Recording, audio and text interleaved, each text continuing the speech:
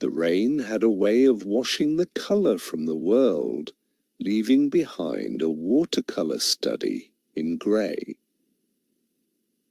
Dr. Alistair Finch watched from his window as the familiar slate roofs of the university town darkened under the persistent drizzle, the cobblestones of the narrow lane below glistening like polished jet. It was a quiet, contemplative sort of day, the kind he usually cherished.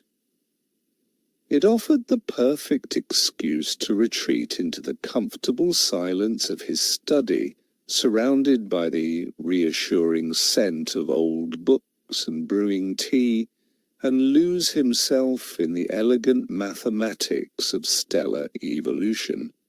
But today the quiet felt different. It felt heavy, charged with an unspoken anticipation that had been building since the letter arrived that morning.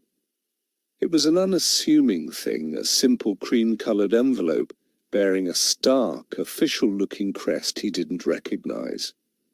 There was no return address, only a typed postmark from London. Inside, a single sheet of thick, high-quality paper held a brief, almost cryptic invitation. It requested his presence at an address in Vauxhall for a preliminary discussion about a potential consultancy role. It mentioned his specific expertise in signal processing and atmospheric physics, fields he hadn't actively worked in for the better part of a decade. The signature was a decisive, angular scrawl, E. Vance. The name meant nothing to him. He picked up the letter again, turning it over in his hands. It felt substantial, important. It was the kind of correspondence that altered the course of a life, not with a bang, but with the quiet, authoritative rustle of expensive paper. His academic career had stalled, not through lack of talent, but through a quiet, principled refusal to compromise his findings on a controversial research project years ago. He had been right, but being right had left him isolated, a tenured but sidelined figure in a field that prized consensus over inconvenient truths. Perhaps this was a way back. Or perhaps it was something else entirely.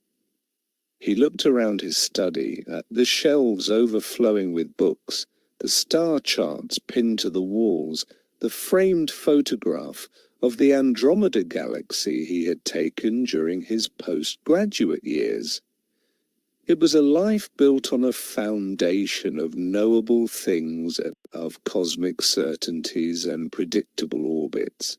The letter, with its deliberate vagueness, felt like a foreign object in this carefully curated universe. It was a loose thread, a single anomalous data point that refused to fit the established model.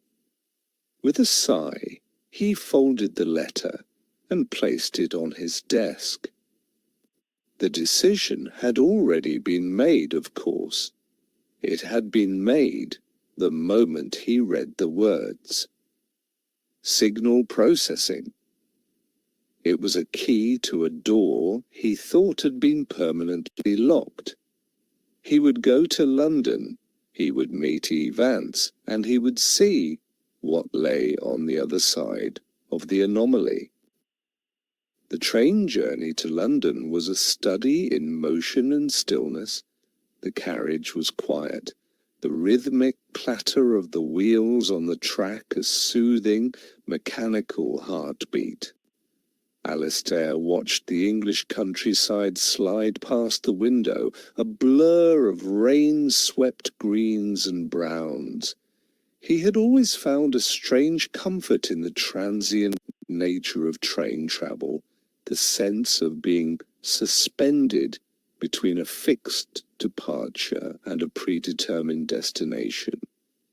It was a state of controlled uncertainty, a perfect metaphor for his current situation. He held his worn leather briefcase on his lap, its familiar weight a small anchor in the sea of unknowns. Inside he had packed a few of his old research papers, a notebook, and a freshly sharpened pencil. It was a force of habit, the academic's equivalent of a soldier checking his rifle. He didn't know what to expect from this meeting, but he would not go unprepared. He felt a flicker of the old excitement, the intellectual curiosity that had first drawn him to the stars.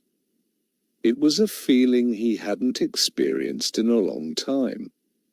Vauxhall was a world away from the cloistered calm of his university town.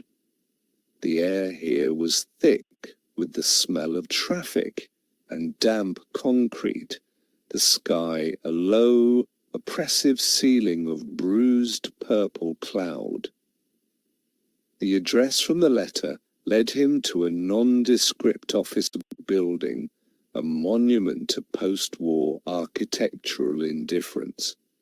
It was a place designed to be overlooked, to blend seamlessly into the urban fabric of the city. There was no sign, no directory in the lobby, only a single unmarked button on an intercom panel. Alistair pressed the button. For a moment, there was only silence. Then, a disembodied voice, crisp and gender-neutral, crackled through the speaker. "Yes?" "I'm here to see E. Vance," Alistair said, his voice feeling small against the backdrop of the city's roar. "My name is Dr. Finch." There was another pause, shorter this time. "Third floor," the voice said, followed by the sharp buzz of the door lock releasing. The sound was abrupt, final. It felt like a seal being broken. The lift was small and slow, its movements punctuated by a series of weary groans. It opened onto a narrow, featureless corridor, painted in a shade of institutional beige that seemed to absorb the light. There was only one door, a plain, unmarked slab of dark wood. He knocked, the sound unnervingly loud in the confined space. The door opened. A woman stood in the doorway, her silhouette framed by the dim light of the office behind her. She was tall, with sharp, intelligent features, and dark hair pulled back in a severe bun. Her eyes, a cool, penetrating shade of blue, appraised him with an unnerving stillness. She wore a simple, well-tailored grey suit, the very picture of quiet, unassuming authority. "Dr. Finch," she said, her voice the same one he had heard on the intercom. It was calm, measured, and held a hint of something he couldn't quite place, amusement perhaps, or a deep, abiding weariness. "I'm Eleanor Vance, please. Come in." The office was as anonymous as the building that housed it. It was a large open-plan room, sparsely furnished with functional government-issued desks and filing cabinets. The only colour came from the flickering green text on a handful of computer monitors and the pale, watery light filtering through the large rain-streaked windows.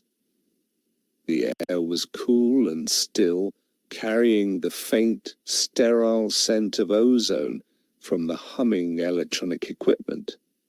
It felt less like an office and more like a laboratory, a place for quiet, dispassionate observation. Eleanor Vance led him to a small, glass-walled room at the far end of the office. It contained a simple table and 2 chairs. A single, thick file with a plain manila cover sat in the center of the table. She gestured for him to sit, then took the seat opposite him. The silence stretched between them, not awkward, but expectant. Vance seemed to be studying him, her gaze unwavering. Alistair met her eyes, a sense of calm settling over him. He was back in his element. A quiet room, an intellectual puzzle, and a gatekeeper who held the key. "Thank you for coming, Doctor." "Finch," she began, her voice low and even. "I trust your journey was acceptable." "It was fine, thank you," Alistair replied, his tone equally measured. "Your letter was intriguing. It lacked certain specifics." Faint smile touched Vance's lips. "We find that a certain degree of discretion is beneficial in our line of work, Doctor. It tends to filter out those who lack a genuine intellectual curiosity." She leaned forward slightly, her expression turning serious. "We are the Anomalous Phenomena Reconnaissance Office, APRO for short, a rather grand title for a rather small enterprise." "And what is it that you reconnoitre?" Alistair asked, though he was beginning to suspect he already knew. "We analyse data," Vance said simply. "Specifically, we analyse data that our colleagues in other, more conventional departments find indigestible. Sensor readings that don't correlate. Radar tracks that defy known physics. Witness reports from credible observers that cannot be easily dismissed." She paused, letting the weight of her words settle in the quiet room. "We are, for all intents and purposes, the government's official repository for the unexplained." She slid the file across the table towards him. It made a soft, scratching sound against the polished wood. "This is why you are here," she said. "This is a case file from 1982, a persistent, uncorrelated radar track over the North Sea. It appeared it moved in a manner inconsistent with any known aircraft or atmospheric phenomenon, and then it vanished. It was observed by 2 separate installations. All system diagnostics were clean. The file was logged, archived, and forgotten. We would like you to review it." Alistair looked at the file, then back at Vance. "You want me to look at a 10-year-old ghost on a radar screen?" "I want you to apply your expertise, Dr. Finch," she corrected him gently. "I want you to deconstruct the data, to challenge the findings, to find the flaw in the methodology. I want you to tell me it was a weather balloon or a flock of geese or a temperature inversion. I want you to give me a rational, conventional explanation so that I can close this file and move on to the next one." Her voice was steady, but Alistair could detect an undercurrent, a subtle intensity that betrayed a deeper investment in the outcome. He opened the file. The first page was a summary report, filled with the dry, technical jargon of military surveillance. But as he read, a familiar thrill began to stir within him. The data was clean, the observations precise, the anomaly was elegant. It was a perfect, self-contained mystery, a single, discordant note in the grand, predictable symphony of the skies. He looked up at Vance, his decision already made. "Where do I begin?" Alistair spent the rest of the afternoon in that small, glass-walled room, the world outside dissolving into a rain-streaked abstraction. The city's roar faded, replaced by the quiet rustle of paper and the soft tap of his pencil against his notebook. He was in his element, a scholar presented with a new and fascinating text. The file was his universe now, and he explored it with the methodical patience of an astronomer charting a new constellation. The data was, as Vance had promised, immaculate. It consisted of raw radar returns, transcribed communications logs, and detailed reports on the environmental conditions of the night in question. The primary event had occurred on a cold, clear night in November 1982. A single coherent radar target had appeared at an altitude of approximately 60,000 feet over a desolate stretch of the North Sea. It hadn't flown into the radar's coverage area. It had simply materialized between one sweep and the next. Alistair made a note. Appearance instantaneous, not consistent with conventional entry profile.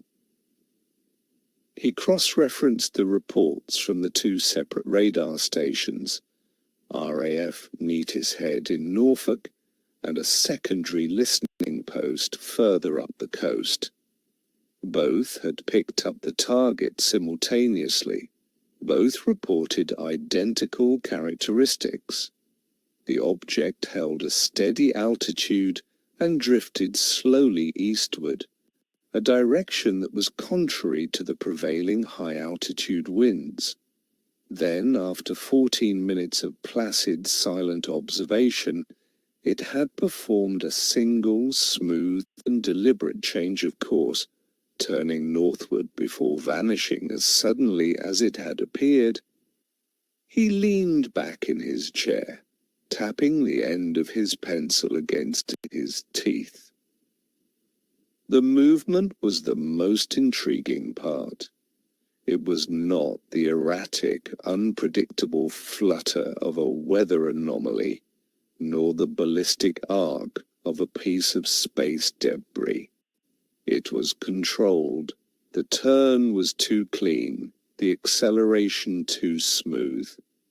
It was the signature of a machine, but a machine unlike any he was familiar with. He felt a growing sense of intellectual respect for the puzzle. It was a beautifully constructed problem. As the afternoon light began to fade, Eleanor Vance returned, placing a cup of tea on the table beside him. She didn't speak, but stood by the window, her arms crossed, watching the city lights begin to glitter in the deepening twilight. Her presence was a quiet, unobtrusive counterpoint to his intense focus. "Well, Doctor?" she asked after a long silence, her voice soft. "Have you found my flock of geese?" Alistair looked up from the file, his eyes tired but bright with intellectual energy. "No geese," he said, a hint of a smile playing on his lips. "No temperature inversions, no equipment malfunction. The data is sound. The verification procedures were by the book. Whatever it was real." He paused, choosing his next words carefully. The report concludes that the event was logged as a persistent, uncorrelated track. A standard designation, I assume? "Standard, but rare," Vance confirmed, turning from the window to face him. "It's a label for things that don't fit, a place to put the pieces that are left over after the puzzle is finished." "This piece doesn't feel left over," Alistair mused, looking back at the file. It feels deliberate. The movement, the altitude, the departure. It's all too precise. He closed the file and pushed it back to the center of the table. I'll need access to the full raw data logs, not just the summaries. And I'll need the maintenance records for both stations for the 6 months prior to the event. He was no longer just a consultant. He was an investigator. The anomaly had him in its grip. Vance nodded slowly, a flicker of satisfaction in her cool blue eyes. I thought it might, she said. Welcome to the Anomalous Phenomena Reconnaissance Office, Dr. Finch. Your real work begins tomorrow. The next morning the rain had passed, leaving behind a city washed clean and sharp in the cool autumn light. Alistair arrived at the Vauxhall office to find it humming with a quiet, purposeful energy. A handful of analysts, men and women of varying ages, sat at their desks, their faces illuminated by the green glow of their monitors. They nodded to him with a polite but distant curiosity as he passed, their focus quickly returning to the silent streams of data that flowed across their screens. The atmosphere was one of intense, almost monastic concentration. Eleanor Vance had assigned him a small Spartan office, little more than a cubicle with a door. It contained a desk, a chair, and a powerful computer terminal. Piled neatly on the desk were the materials he had requested, thick binders containing the raw data logs and maintenance records. It was a mountain of information, a dense, formidable forest of numbers and technical jargon. For Alistair, it was paradise. He spent the day immersed in the data, the outside world ceasing to exist.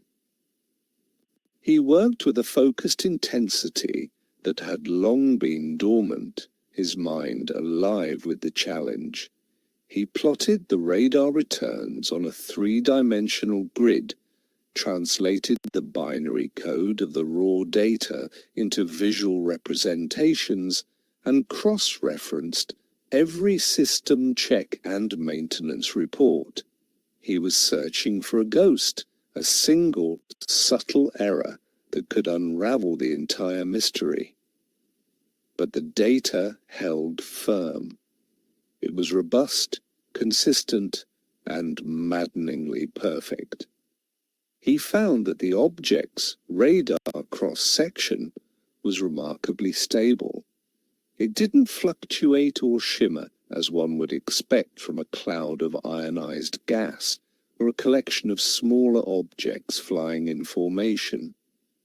It was the signature of a solid, well-defined object, and its movement was even more perplexing when examined at the micro level of the raw data.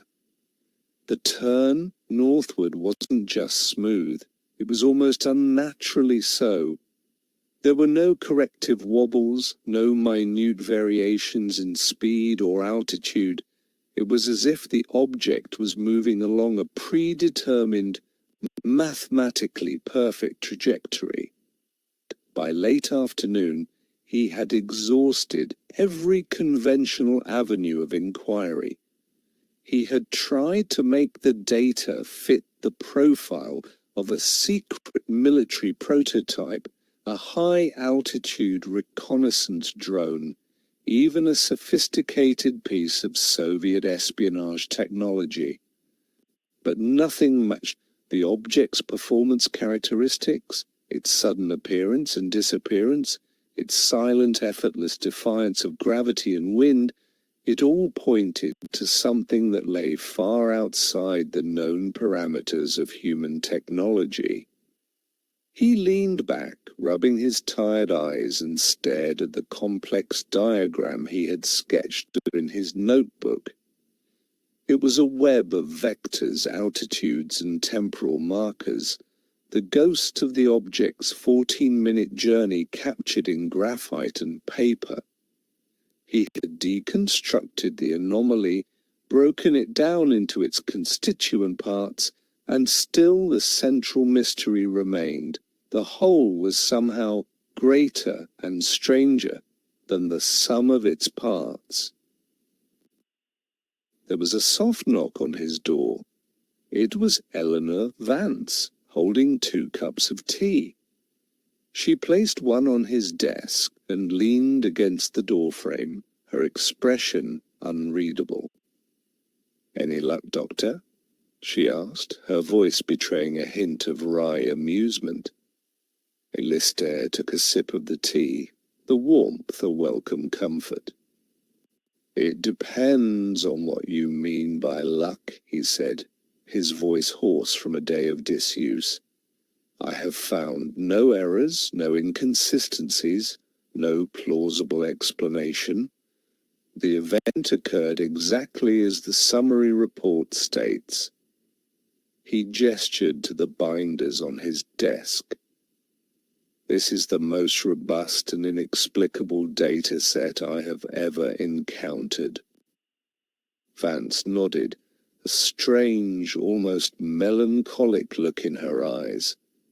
"I know," she said softly. "That's why we hired you." She pushed a second file across his desk, this one slimmer than the first. "Perhaps this will provide some context." Alistair looked at the new file. The cover was stamped with a single, cryptic word: Hesperus. The Hesperus file was different. Unlike the dense, technical data of the 1982 case, this one was filled with narrative reports, transcribed interviews, and grainy black and white photographs. The paper was aged, yellowed at the edges, and carried the faint, musty scent of long-term storage. The typewritten text, created on a manual typewriter, was a ghost from another era. The project, Alistair quickly gathered, was an earlier, more secretive iteration of APRO, active for a brief period in the mid-1960s. He opened the file and was immediately drawn into a world of hushed conversations in wood-panelled offices, of urgent coded telexes, and of pilots speaking in low, earnest tones about things they had seen in the cold, empty skies over the North Sea. The language was less clinical than the modern reports, more descriptive, more human. The witnesses spoke of silent, glowing discs, of lights that moved with impossible speed, and of a profound, unsettling feeling of being watched. He found a report from an RAF pilot in 1965 that was eerily similar to the 1982 case. A high-altitude object, appearing without warning, moving against the wind, and then vanishing. The pilot in this case, however, had been close enough to see it with his own eyes. He described it as a dark, metallic shape, like 2 saucers pressed together, with no visible seams, lights, or means of propulsion. The report was accompanied by a hastily sketched drawing, a simple, almost childish rendering of a classic flying saucer.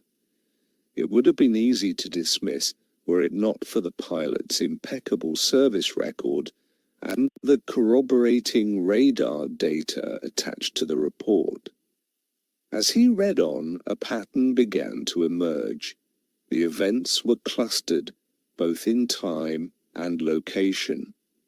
They occurred in the same desolate patch of the North Sea, a lonely, windswept corridor of airspace far from commercial flight paths, and they seemed to happen in cycles, with a flurry of activity over a few months, followed by years of complete silence. Project Hesperus had been formed to investigate the 1965 cluster, and it had been abruptly disbanded less than a year later, its findings classified and buried. Alistair felt a chill that had nothing to do with the cool air of the office. This wasn't just a single isolated anomaly. It was a recurring phenomenon, a secret that had been kept for decades. The 1982 event wasn't a beginning, it was an echo. He looked at the grainy photographs. They were mostly of radar screens, the faint, ghostly blips circled in grease pencil. But one photo stood out. It was a picture of the Hesperus team. 3 men in dark suits and narrow ties, standing in front of a blackboard covered in equations. They looked serious, intense, their faces etched with the strain of a puzzle they couldn't solve. He felt a strange sense of kinship with these men from the past, these forgotten pioneers of the unexplained. They had walked this same path, wrestled with this same intractable mystery. He wondered what they had found, what had led to their project's sudden termination. The file was heavily redacted, large sections blacked out with a censor's-thick, unforgiving marker. The final report, the culmination of their investigation, was missing entirely. He looked up as Eleanor Vance appeared at his door, her expression questioning. Hesperus was the Greek name for the evening star, Alistair said, his voice quiet, reflective. A light that appears in the twilight. It's a fitting name. He tapped the file. Why was it shut down? What did they find? Vance's gaze was distant. The official reason was that the phenomena were determined to be a combination of radar anomalies and misidentified natural events. The project was deemed a waste of resources. And the unofficial reason? Alistair pressed. The unofficial reason, Dr. Finch, she said, her voice barely a whisper, is not in the file. It's what we are here to find out. The weight of that statement hung in the air between them, a shared acknowledgement of the true depth of the mystery they were confronting. The quiet academic exercise was over. They were hunting for ghosts, and they had just discovered that the house was far more haunted than they had ever imagined. The days that followed took on a rhythm of their own, a quiet, monastic routine dictated by the ghosts in the files. Alistair would arrive early, the city still stirring from its slumber, and leave late, the office silent and dark save for the glow of his monitor. The world outside his small cubicle became a distant rumour, a place of noise and distraction that held little interest for him. His universe had contracted to the dimensions of the files on his desk, to the faint, spectral traces of objects that had once moved, silent and enigmatic, through the cold, dark skies of the North Sea. He worked with a relentless, almost obsessive focus. He cross-referenced every report in the Hesperus file with the 1982 data, searching for patterns, for echoes, for the subtle, telltale signature of a recurring phenomenon. He found them. The altitudes were consistent, the movements uncannily similar, the locations clustered within a tight 50-mile radius. It was as if a silent, invisible stage had been set in the sky, and every few years, for reasons unknown, the same silent, invisible actors would appear and play out their brief, inscrutable drama. He began to feel as though he knew the men from Project Hesperus. He recognized their intellectual fingerprints in the margins of the reports, in the carefully phrased questions they asked the witnesses, in the elegant, frustrated logic of their blackboard equations. They were his unseen collaborators, his brothers in intellectual arms, reaching out to him across the gulf of 2 decades. He felt a growing urgency to find their missing final report, to understand the conclusion they had reached before the curtain of official secrecy had been so abruptly brought down. His search for answers led him into the labyrinthine depths of the government's digital archives, a vast, sprawling network of databases and file systems that was as complex and poorly mapped as any ancient city. He spent hours chasing down faint, digital breadcrumbs, following obscure cross-references and long-forgotten file designations. Most led to dead ends, to access denied messages, or to files that had been flagged as destroyed under statute. But occasionally, he would find a fragment, a single overlooked piece of the puzzle. He found a heavily redacted transcript of a meeting between the head of Project Hesperus, a man named Dr. Robert Shaw, and a high-ranking official at the Ministry of Defense. Shaw was arguing for an expansion of the project, for more funding, for access to more sensitive tracking data. He spoke of a predictable cycle and a unique opportunity for observation. The official's replies were short, dismissive. The final entry in the transcript was a single, chilling sentence from the official. "Your work is concluded, Dr. Shaw. The subject is closed." Alistair printed the transcript and laid it on his desk, the words seeming to hum with a hidden energy. A predictable cycle, an opportunity for observation. Shaw had found something. He had moved beyond simply reacting to events. He had begun to anticipate them. This, Alistair suspected, was the real reason the project had been shut down. It wasn't that they had failed. It was that they were on the verge of succeeding. The prospect of a predictable, observable anomaly was, he realized, far more dangerous to the established order of things than a random, inexplicable one. He leaned back, the pieces of the puzzle swirling in his mind. He had the what, a recurring, unexplained phenomenon. He had the where, a specific corridor of the North Sea. He had the when, a cycle of appearances separated by years of silence.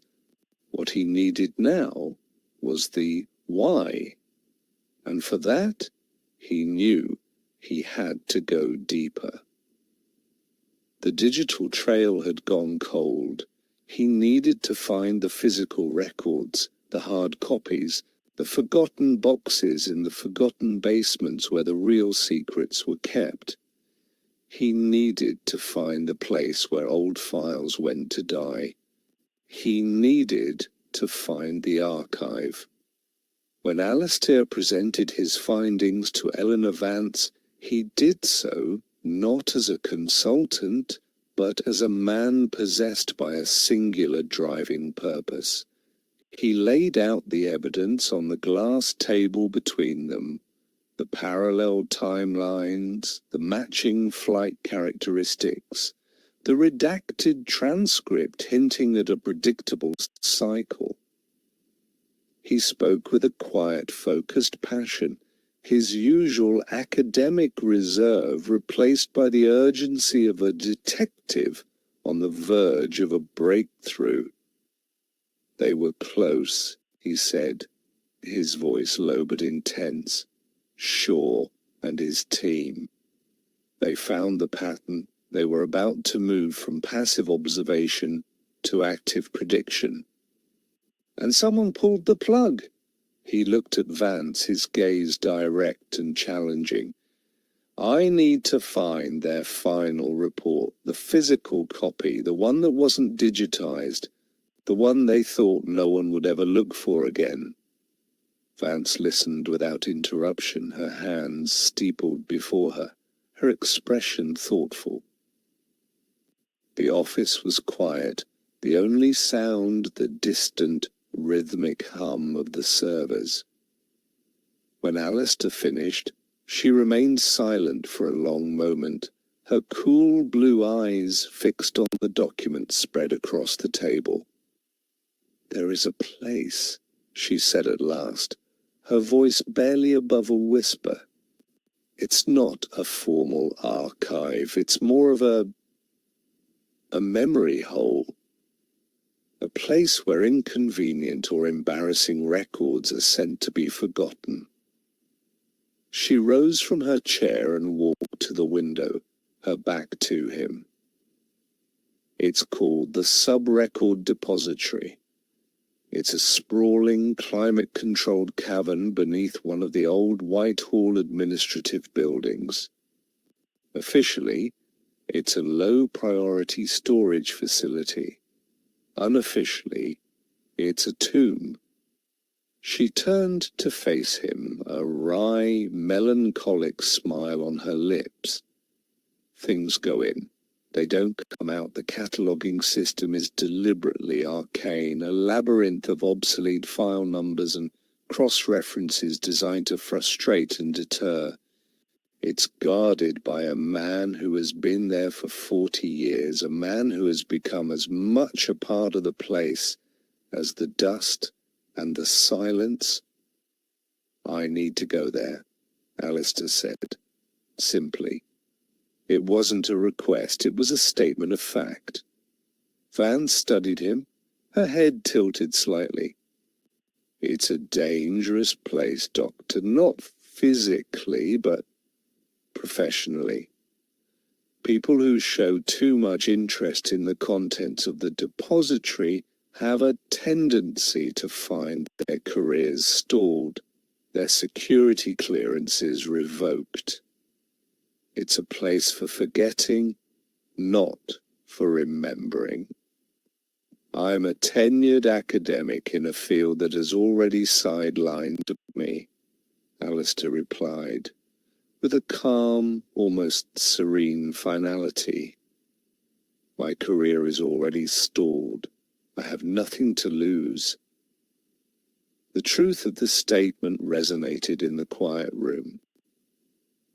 The very thing that had made him an outcast in his own world, his intellectual integrity, his refusal to let a puzzle go unsolved, was now his greatest strength.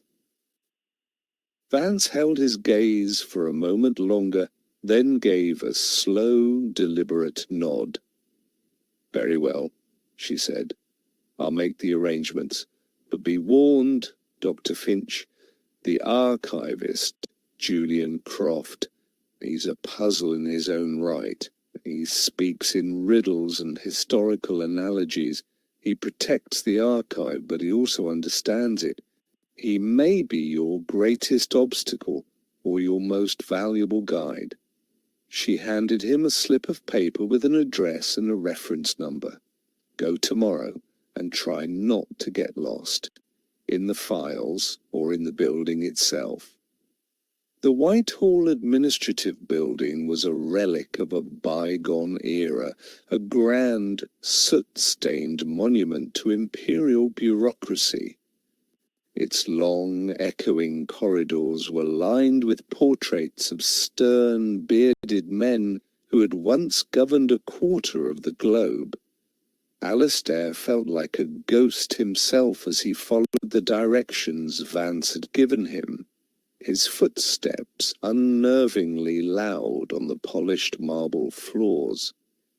He descended flight after flight of little-used back stairs, the air growing cooler and damper with each level, the scent of dust and decay replacing the faint aroma of floor polish. The sub-record depository was located in the building's third and lowest sub-basement. The entrance was a single, heavy steel door, painted a drab institutional green. A small, hand-painted sign read, S-R-D-J Croft, Custodian. Alistair knocked, the sound a dull, flat thud that was quickly swallowed by the immense silence of the place. For a long moment, nothing happened. Then, with a series of slow, protesting groans, the door swung inward.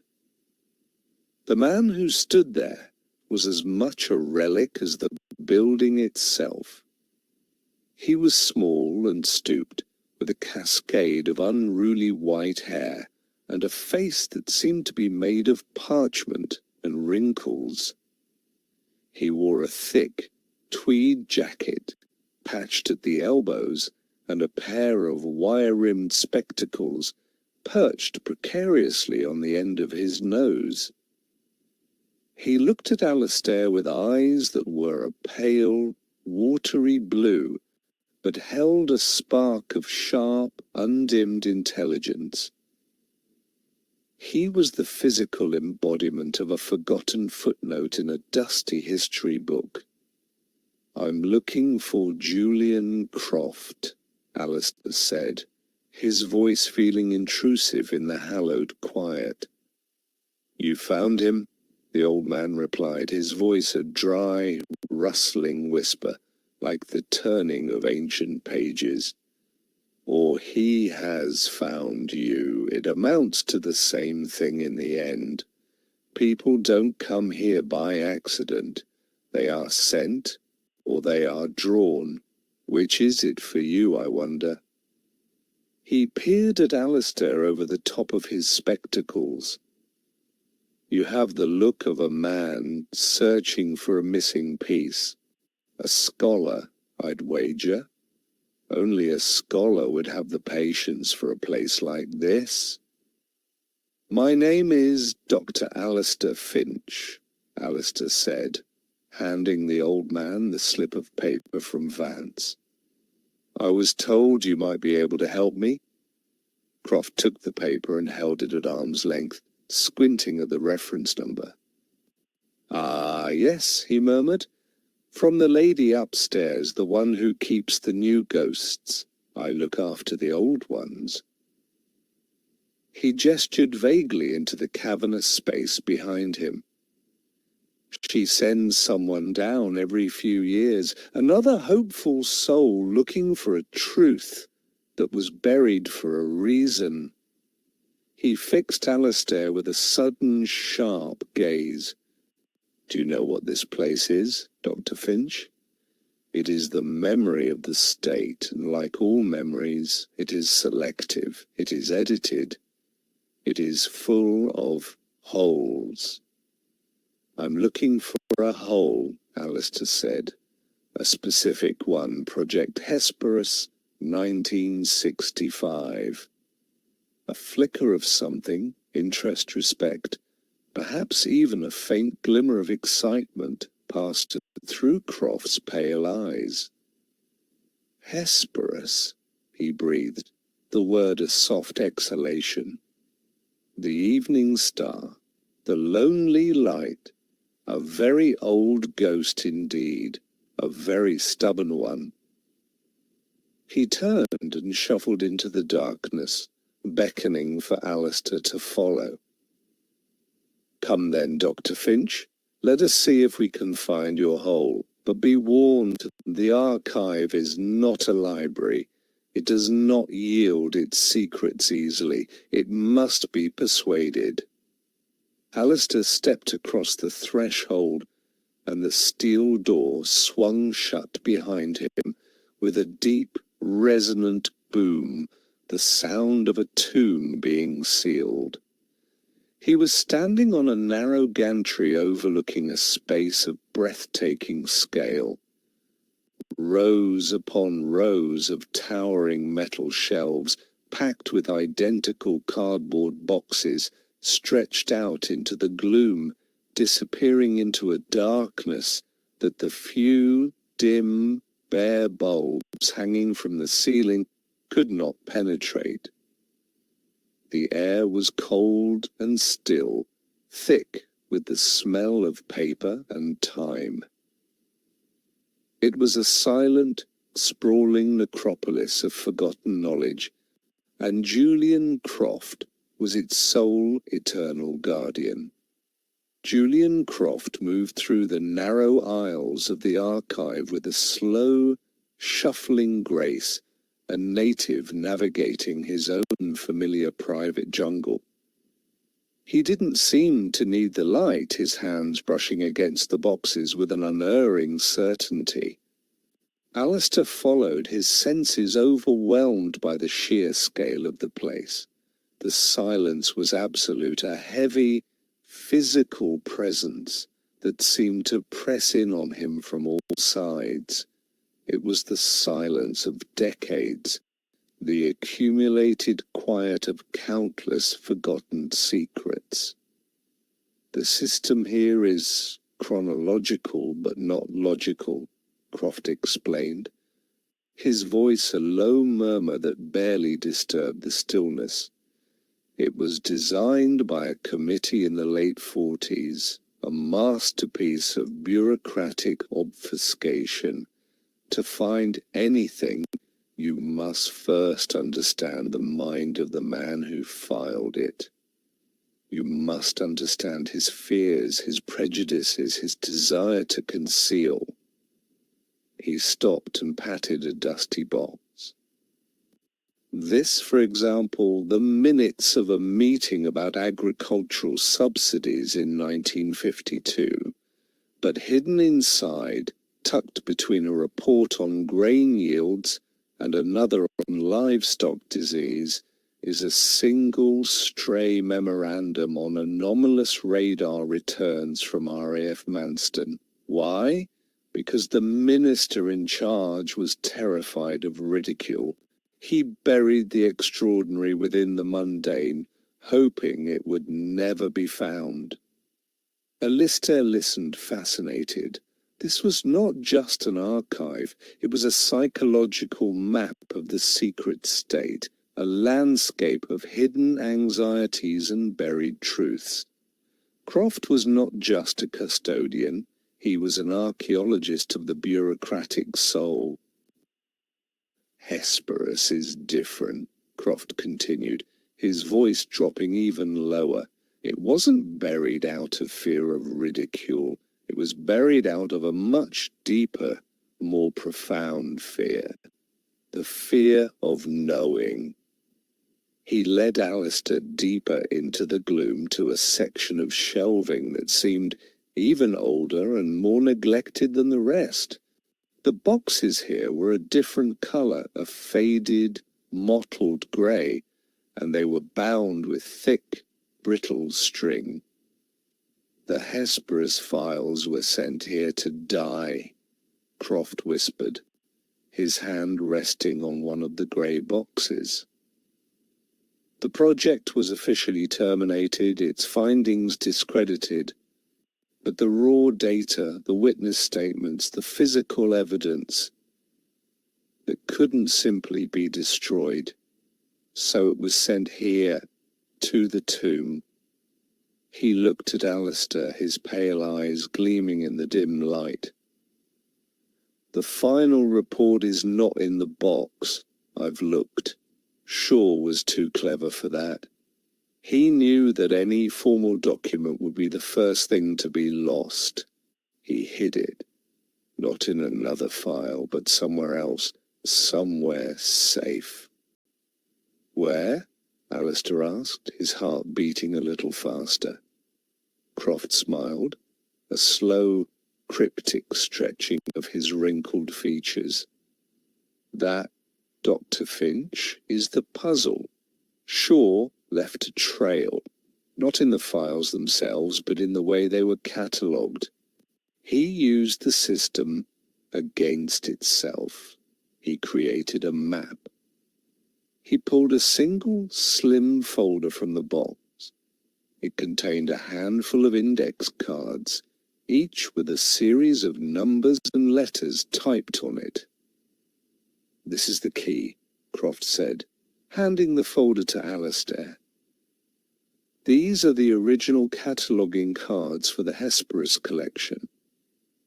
They look like gibberish, but they are his final message. His ghost in the machine."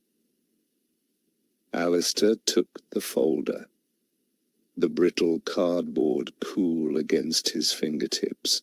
It felt like a key, a Rosetta Stone for a language he did not yet understand. The hunt had begun in earnest. Alistair returned to his small, sterile office in Vauxhall with the folder of index cards, the quiet hum of the building a stark contrast to the profound silence of the archive. He felt like a man who had returned from a journey to another world, carrying a strange and cryptic artifact. He spread the cards out on his desk, the typed numbers and letters a silent, challenging enigma.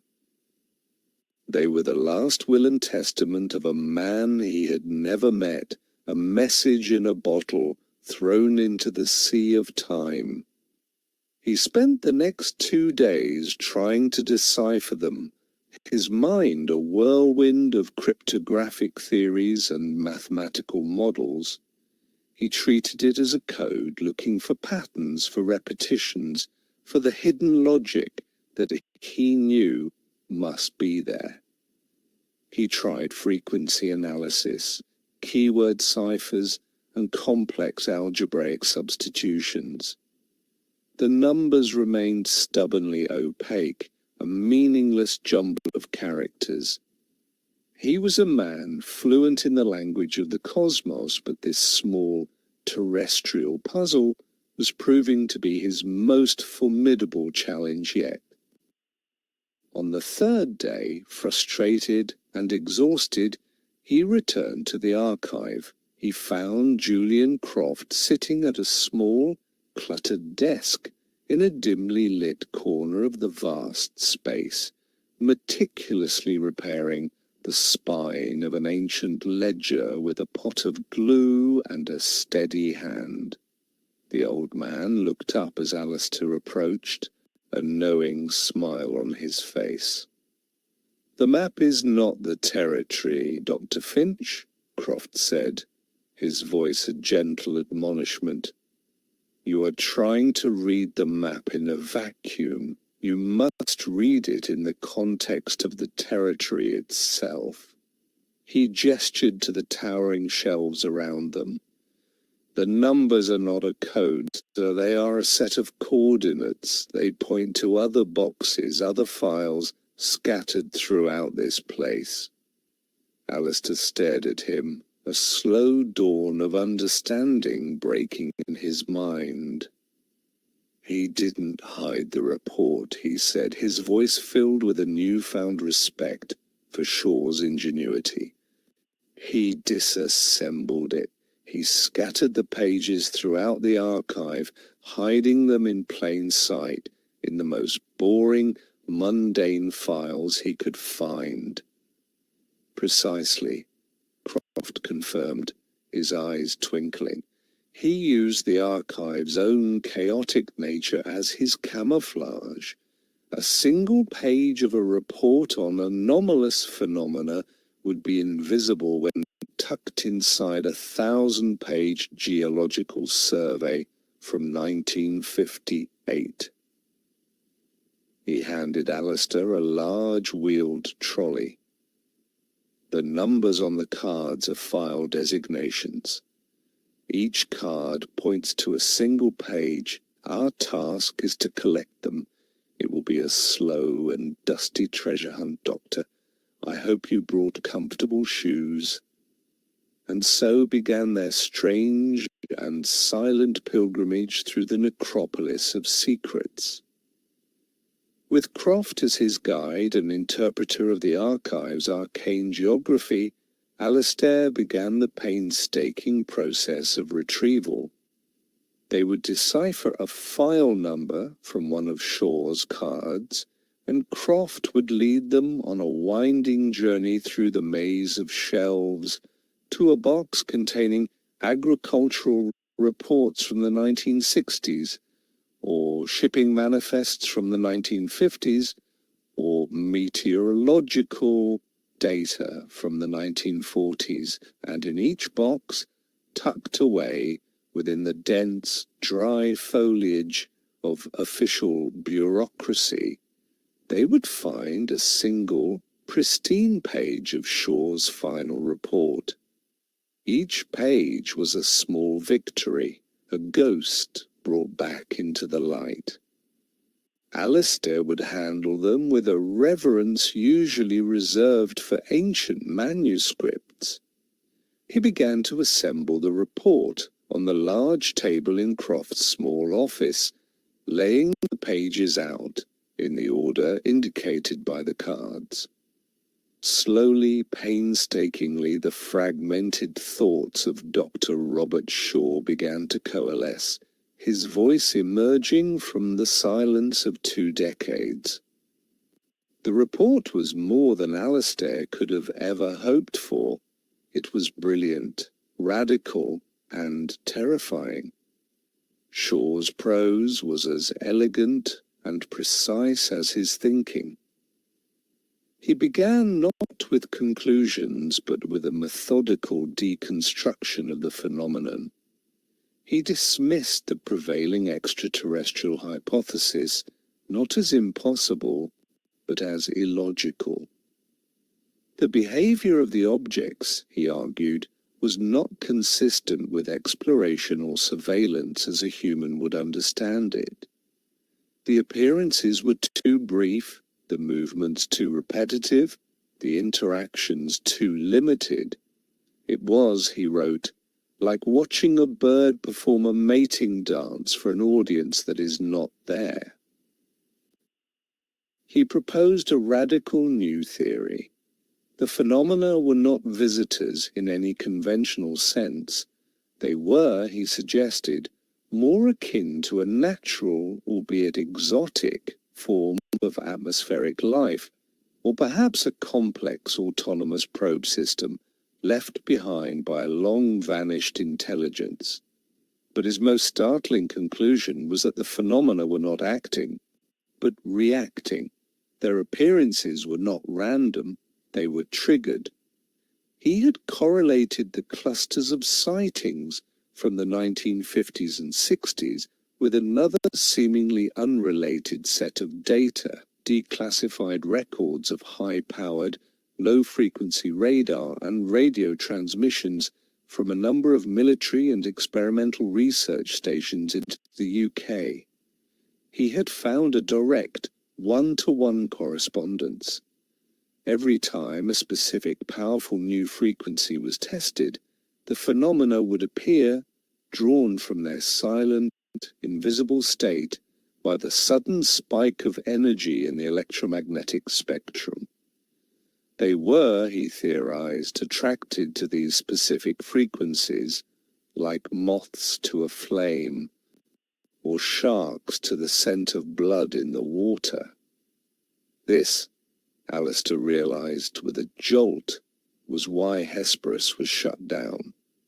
Shaw hadn't just found a pattern, he had found the cause, he had found the switch. The ability to potentially summon these objects, to trigger an appearance at will, was a secret of unimaginable strategic importance.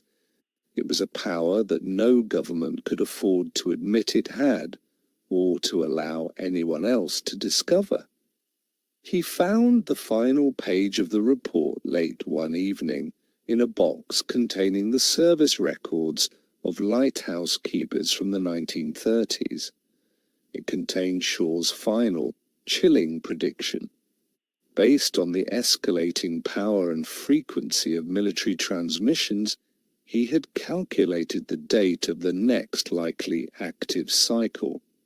It was a date in the autumn of 1983, next year. Alistair sat back in the dusty chair in Croft's office. The assembled pages of the report spread before him like a sacred text. The silence of the archive seemed to press in, heavy with the weight of Shaw's discovery. He felt a profound sense of connection to the man, a shared burden across the years. Shaw had passed him the torch, a flickering flame of knowledge that had been kept alive in the darkness of the tomb. He now understood the true nature of the game he was in. It was not just about solving a puzzle, it was about preparing for an event. The ghost on the radar was no longer a ghost, it was a harbinger. Alistair looked up from the final page, his mind reeling. The silence of the archive was no longer peaceful, it was charged, expectant. He looked at Julian Croft, who was watching him with a quiet, knowing gaze. The old archivist had known, of course. He had known all along what the report contained. He found it, Alistair said, his voice a hoarse whisper. The trigger. Indeed, Croft replied, his voice soft. A rather inconvenient truth, wouldn't you say? It is one thing to be visited by ghosts. It is quite another to learn that you have been ringing the bell to summon them. He gestured to the report. That is why it was buried.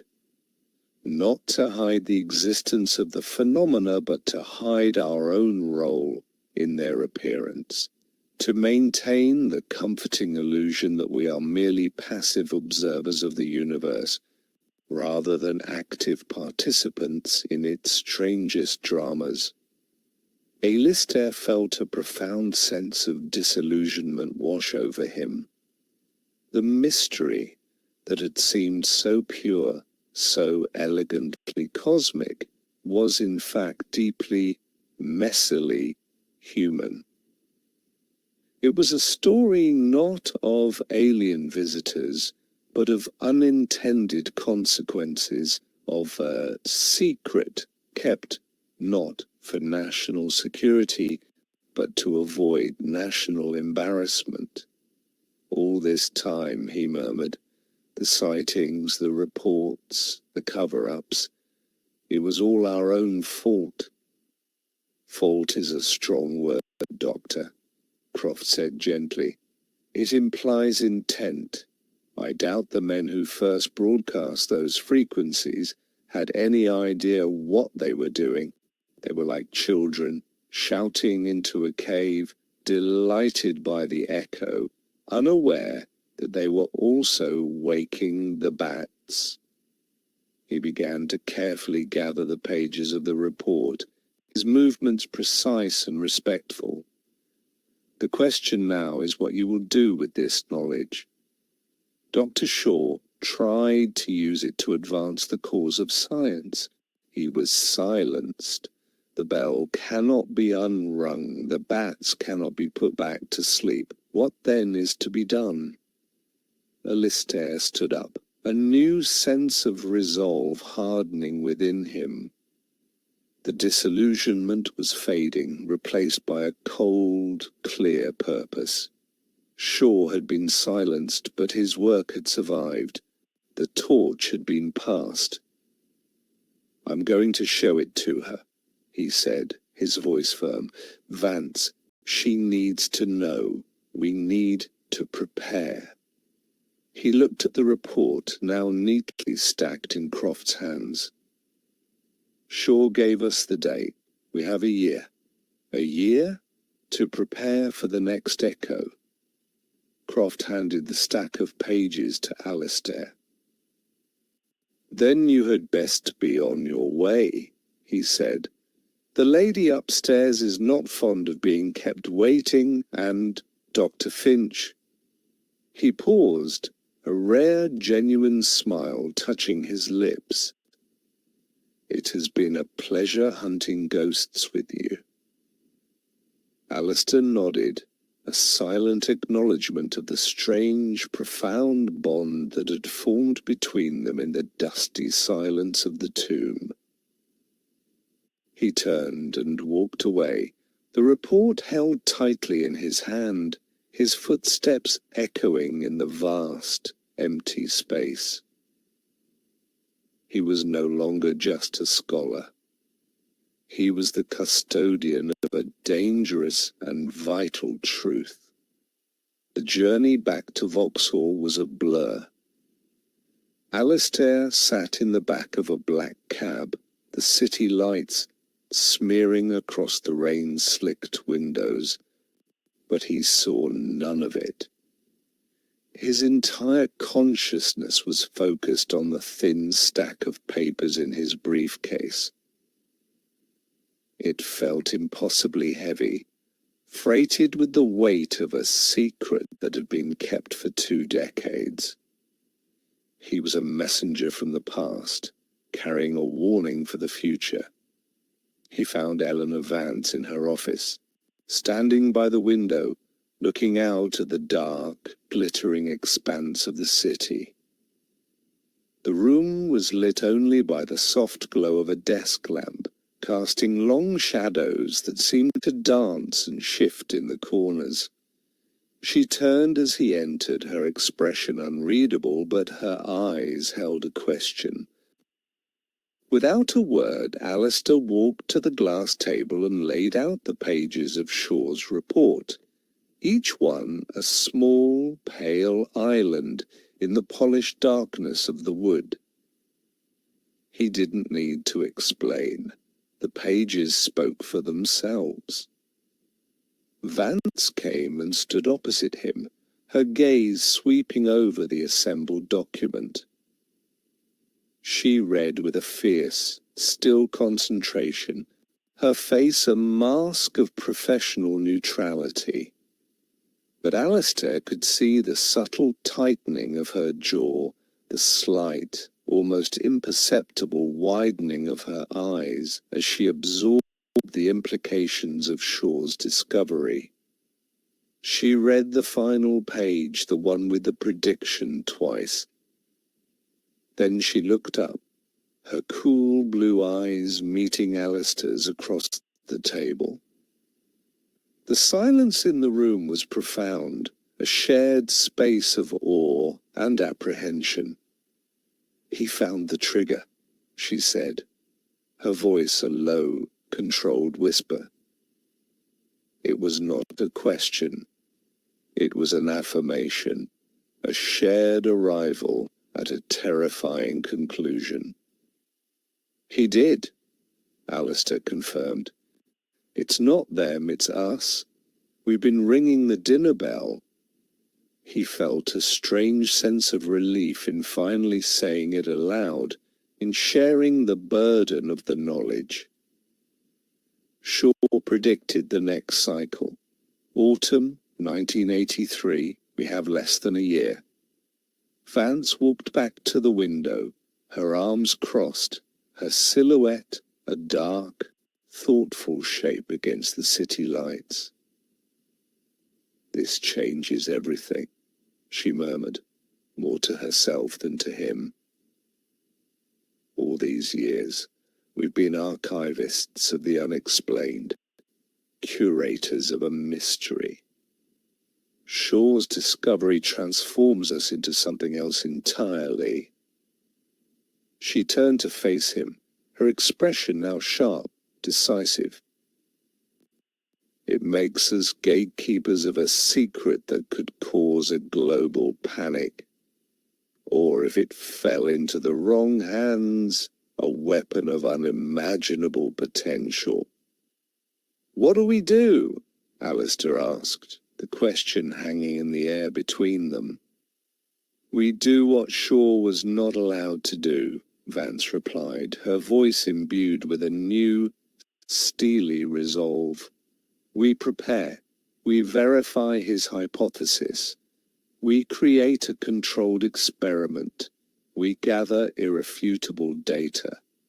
She came back to the table and began to gather the pages of the report with a calm, deliberate efficiency. "This document does not exist. This conversation never happened. From this moment on, our work goes deeper underground.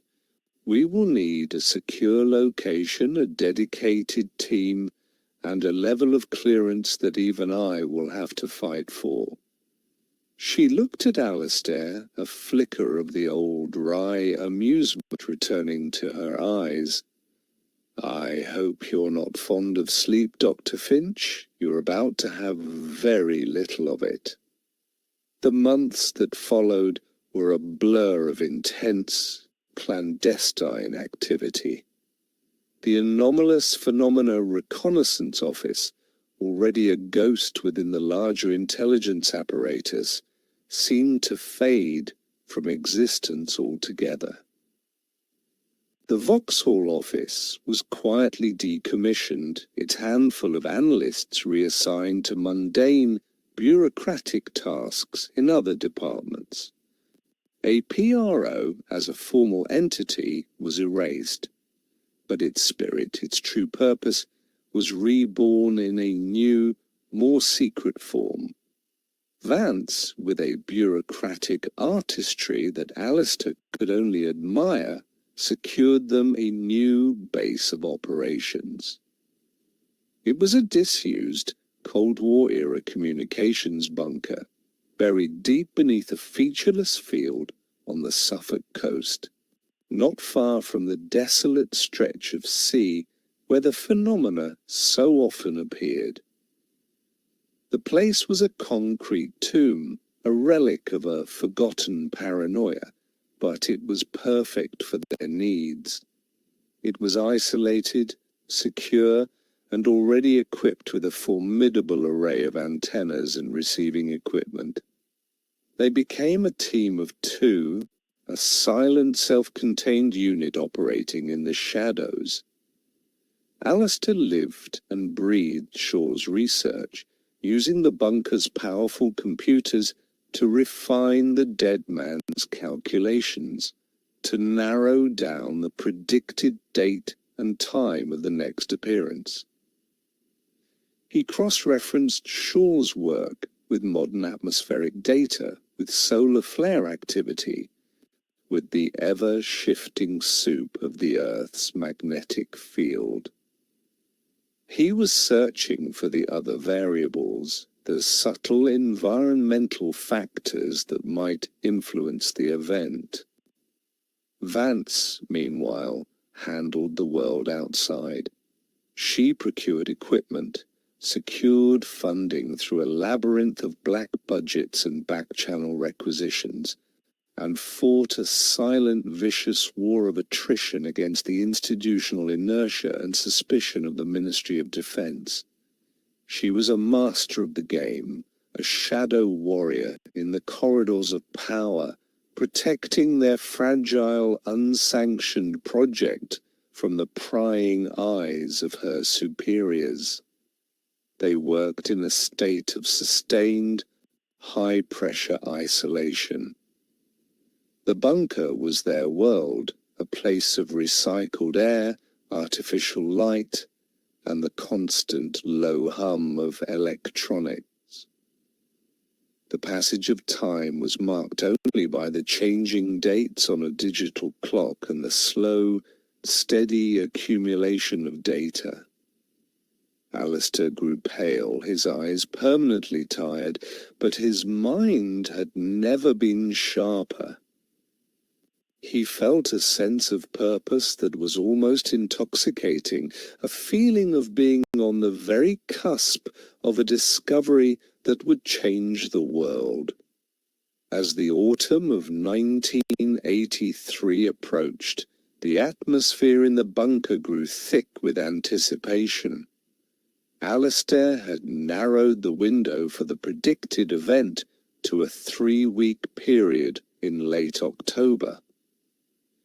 He had also, following Shaw's methodology, identified a series of high-powered military radar tests scheduled to take place during that same period. The conditions were perfect. The bell was about to be rung. They set up their vigil. The bunker's primary monitoring station became their command post. A bank of screens displayed a constant stream of data: long-range radar, passive listening arrays, magnetometers, and a host of other more exotic sensors. They were watching, and they were waiting. The days passed with an agonizing slowness. Each false alarm, each flock of birds or atmospheric anomaly was a small, sharp stab of disappointment. The waiting was a form of torture, a slow, grinding erosion of the nerves. Then, on a cold, clear night in the last week of October, it happened. A single, sharp alert tone cut through the silence of the bunker. Alistair's head snapped up. On the primary radar screen, in the precise sector of the North Sea that Shaw had identified, a single, coherent target had appeared. It hadn't flown in. It had simply materialized. It was the ghost, and it was exactly where the dead man had told them it would be.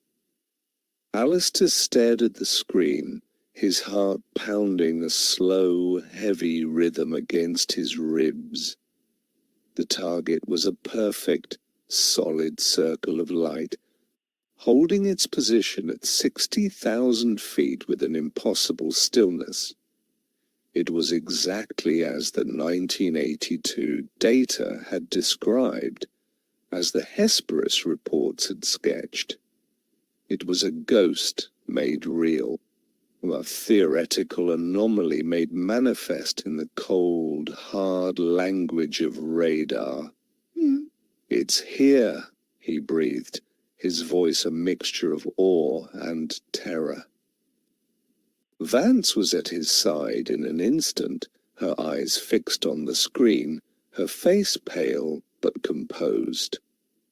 For a long moment, they simply watched, two silent witnesses to a secret that had been kept for a generation.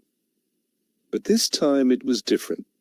This was not a historical event, a faint echo in a dusty file. This was happening now, and they were not the only ones watching. Miles away, in the darkened operations room of RAF Lakenheath, another group of men were staring at their own screens, their faces etched with a mixture of confusion and alarm. Squadron leader Thomas Corbin, callsign Viper 1, was on a routine night patrol over the North Sea, his Tornado fighter jet, a sleek, dark predator against the star-dusted canvas of the sky. It was a quiet night, the kind of uneventful flight that pilots both cherished and found deeply boring. The air was smooth, the radios silent, the world below a dark, featureless void. He was in a state of relaxed professional alertness, his mind and body attuned to the familiar rhythms of his aircraft. Then his wingman's voice crackled in his ear, sharp and urgent. "Viper 1, you see that? You're 10 o'clock. High." Corbin's gaze snapped upward, and there it was. It wasn't a light, not in the conventional sense. It was a patch of darkness, a perfectly circular void that seemed to absorb the starlight around it. It was a hole in the sky. It was utterly black, silent, and impossibly still. His instruments registered nothing, no heat signature, no radar return, no electronic emissions, and yet it was there, a solid, three-dimensional object hanging in the sky with a serene, absolute indifference to the laws of physics. "Lakenheath, Viper 1, he said, his voice calm, the years of training taking over, suppressing the cold knot of fear that was tightening in his stomach. "We have a visual on an unidentified object. No strobes, no nav lights. It is stationary at approximately 60,000 feet. He banked his jet, beginning a slow, cautious circle around the object, his wingman following suit. The thing just hung there, a silent black disk against the cosmos. It felt ancient, alien, and utterly, terrifyingly real. Back in the bunker, Alistair and Vance watched as two new blips appeared on their screen, the fast-moving tracks of the RAF tornadoes. They were converging on the anomaly. "They've seen it," Vance said, her voice tight. "We have a visual confirmation, a military witness." The game had changed irrevocably. The ghost was no longer just a blip on a screen. It had a witness, and that witness would have to be silenced, or he would have to be heard. Corbin completed his circle, his eyes never leaving the object. It was perfectly featureless, a smooth, matte black that seemed to drink the light. There was no shimmer of heat, no glint of metal, no sign of any propulsion system. It was simply there, a violation of every principle of aerodynamics he had ever learned. He felt a profound sense of intellectual vertigo, the feeling of a man whose entire understanding of the world has been suddenly and irrevocably shattered. "Lakenheath, be advised, the object is a solid, disc-shaped craft," he reported, his voice a low, steady monotone that betrayed none of the turmoil he was feeling. "No visible control surfaces or propulsion.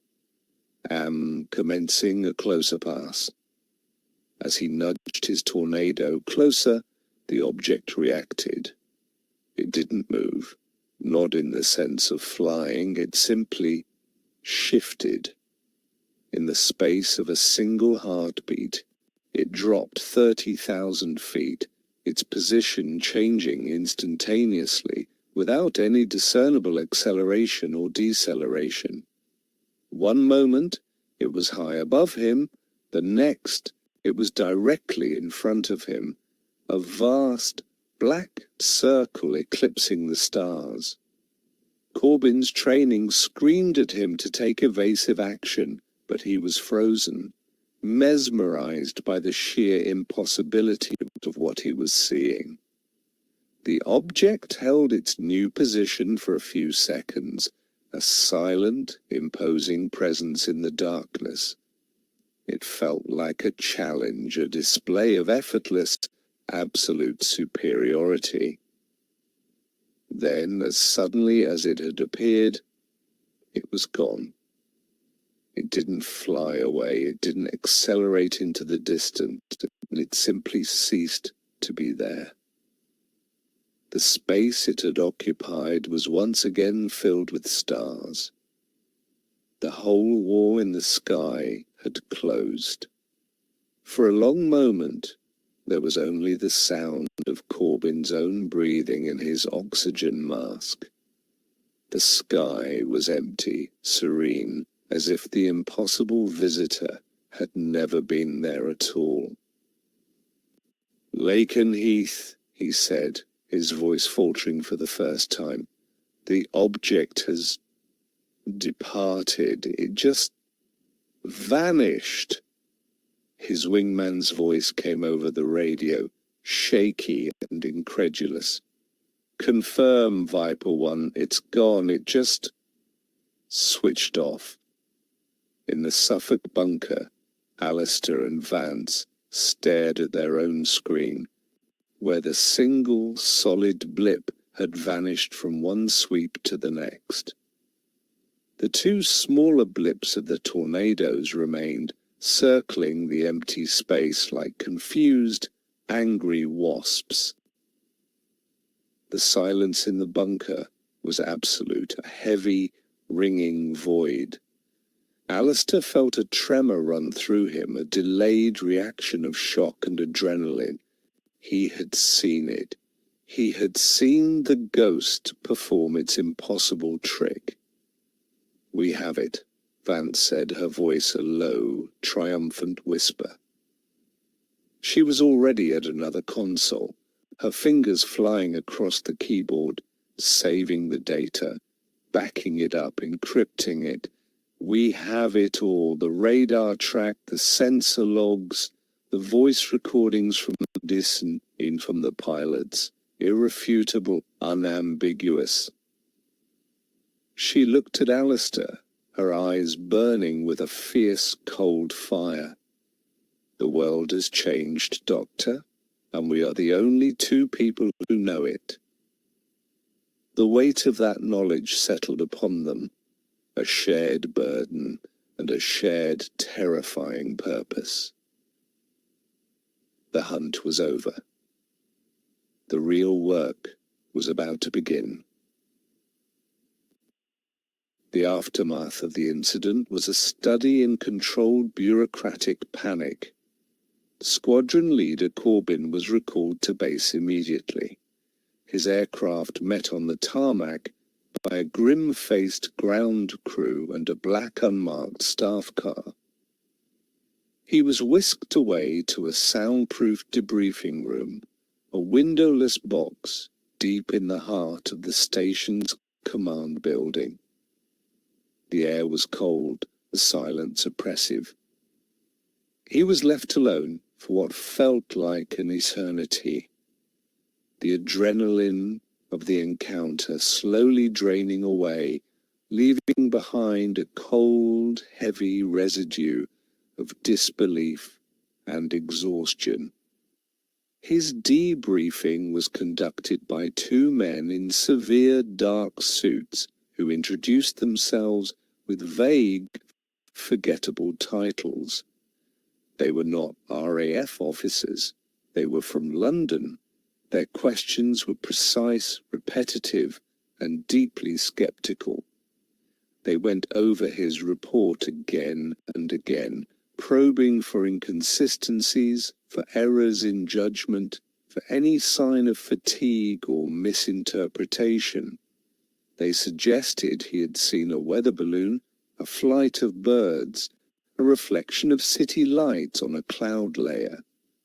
They suggested he had experienced a momentary lapse in judgment, a trick of the mind brought on by the hypnotic emptiness of the night sky. Corbyn, a man whose entire career had been built on a foundation of precision, discipline, and unwavering professionalism, held his ground. He repeated his account with a calm, unshakable certainty. He described the object's impossible stillness, its featureless blackness, its instantaneous, gravity-defying movement. He spoke of the profound, unsettling feeling of being in the presence of something utterly alien. The men in suits listened, their faces impassive, their pens scratching away in their notebooks. They were not looking for the truth, they were looking for a way to bury it. After several hours, they seemed to be satisfied. They reminded him of his obligations under the Official Secrets Act. They told him that what he had seen was a classified experimental drone, a next-generation stealth technology. The event had not happened. He had seen nothing. He was to speak of it to no one, not his wingman, not his commanding officer, not even his wife. The message was clear. Forget what you saw, or your career is over. He was dismissed, the door closing behind him with a soft, final click. He walked out into the cold, pre-dawn air of the base, the first pale light of morning streaking the eastern sky. He felt a profound sense of isolation, a feeling of being a stranger in his own world. He had seen something extraordinary, something that had shattered his understanding of the universe, and he had been ordered to pretend it had never happened. He was a witness who had been silenced, a man forced to carry the weight of an impossible truth alone. Meanwhile, in the Suffolk bunker, Alistair and Vance were engaged in their own, more urgent form of debriefing. They worked with a feverish intensity, dissecting the data, cross-referencing every sensor reading, every scrap of information.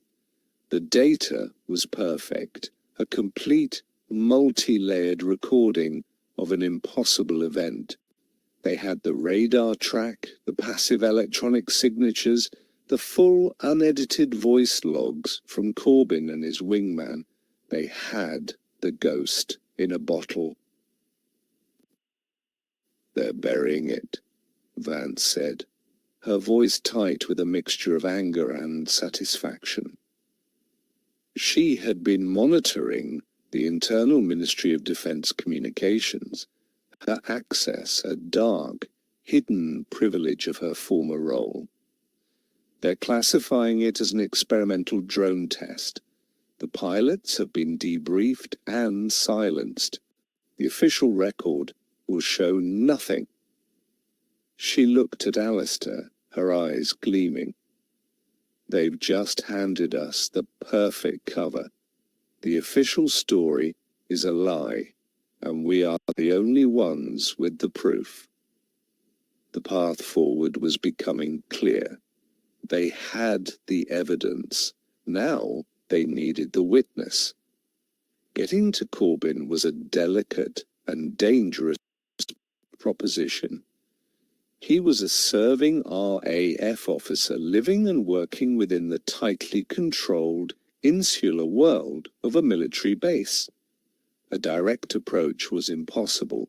It would trigger every alarm bell in the security apparatus and expose their own unsanctioned operation. They needed a different way in, a subtle, unofficial channel that would leave no trace. It was Vance who found the solution, her mind a labyrinth of old contacts and forgotten favors. She spent a day on the phone, speaking in low, coded tones, calling in debts from a past life in the deeper, murkier corners of the intelligence world. She found a man, a retired RAF intelligence officer who had once worked for her. A man who owed her his career. He now lived a quiet life in a village a few miles from the Lakenheath base. He would be their messenger. While Vance worked the human element, Alistair prepared the message. He couldn't show Corbyn the raw data. It was too complex, too dangerous to move outside the bunker.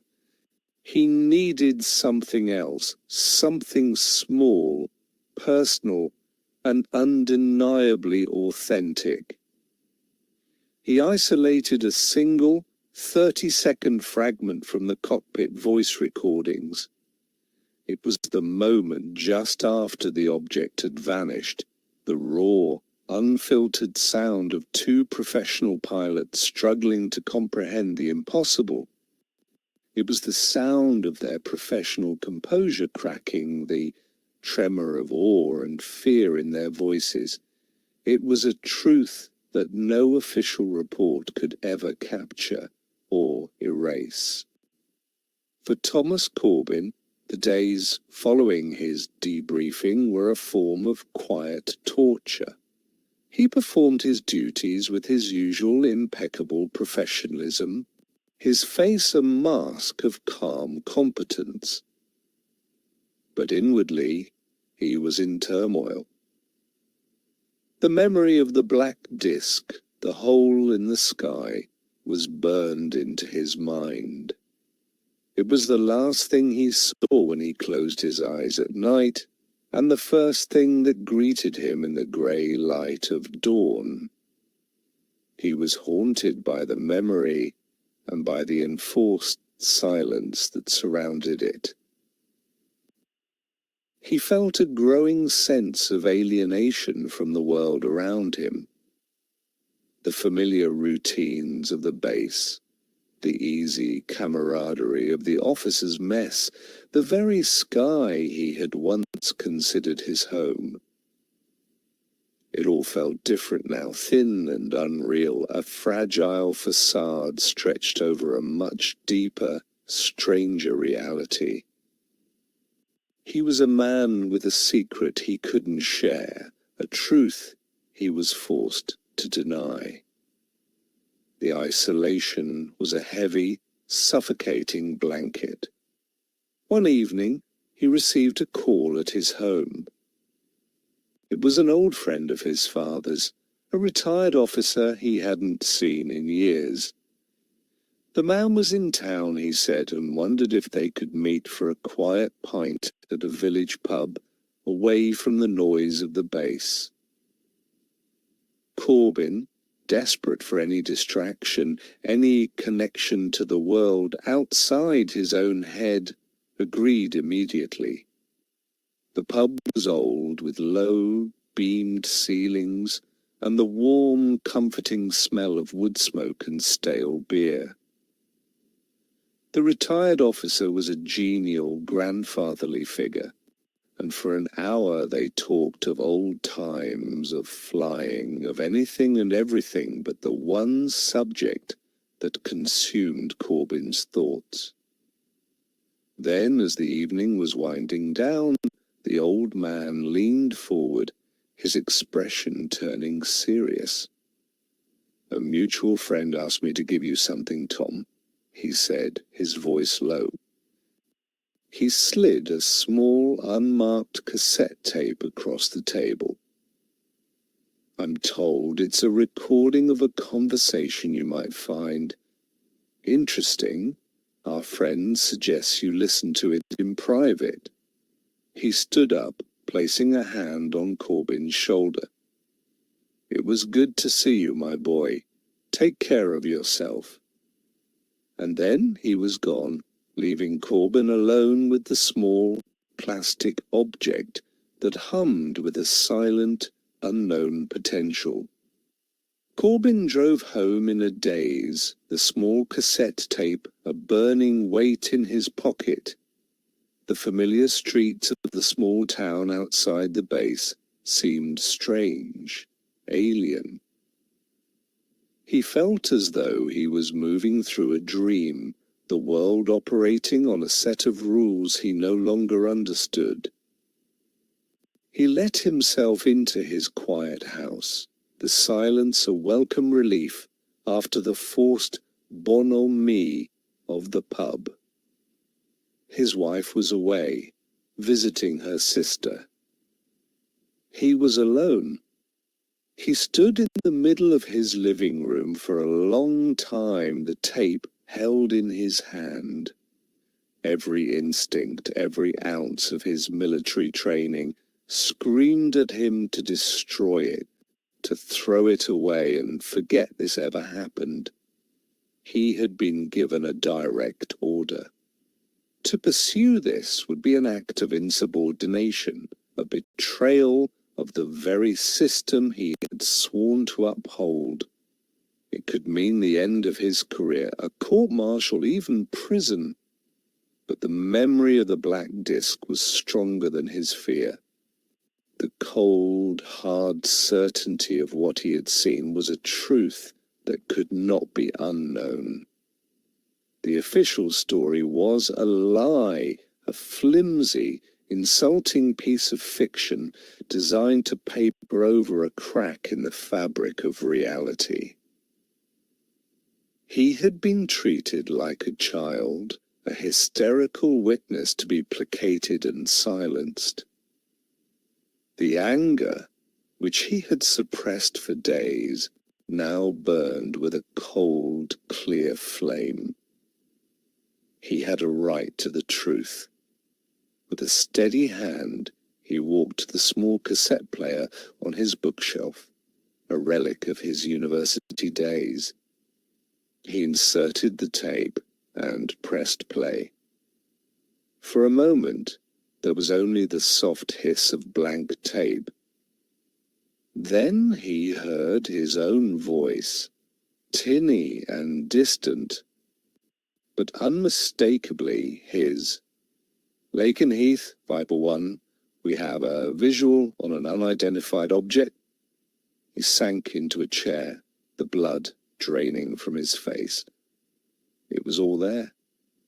The entire unedited recording of the encounter, from the first sighting to the final bewildered exchange with his wingman after the object had vanished. It was raw, unfiltered, and utterly damning. The people who had sent this tape had everything. They had bypassed the official channels, the security protocols, the layers of secrecy.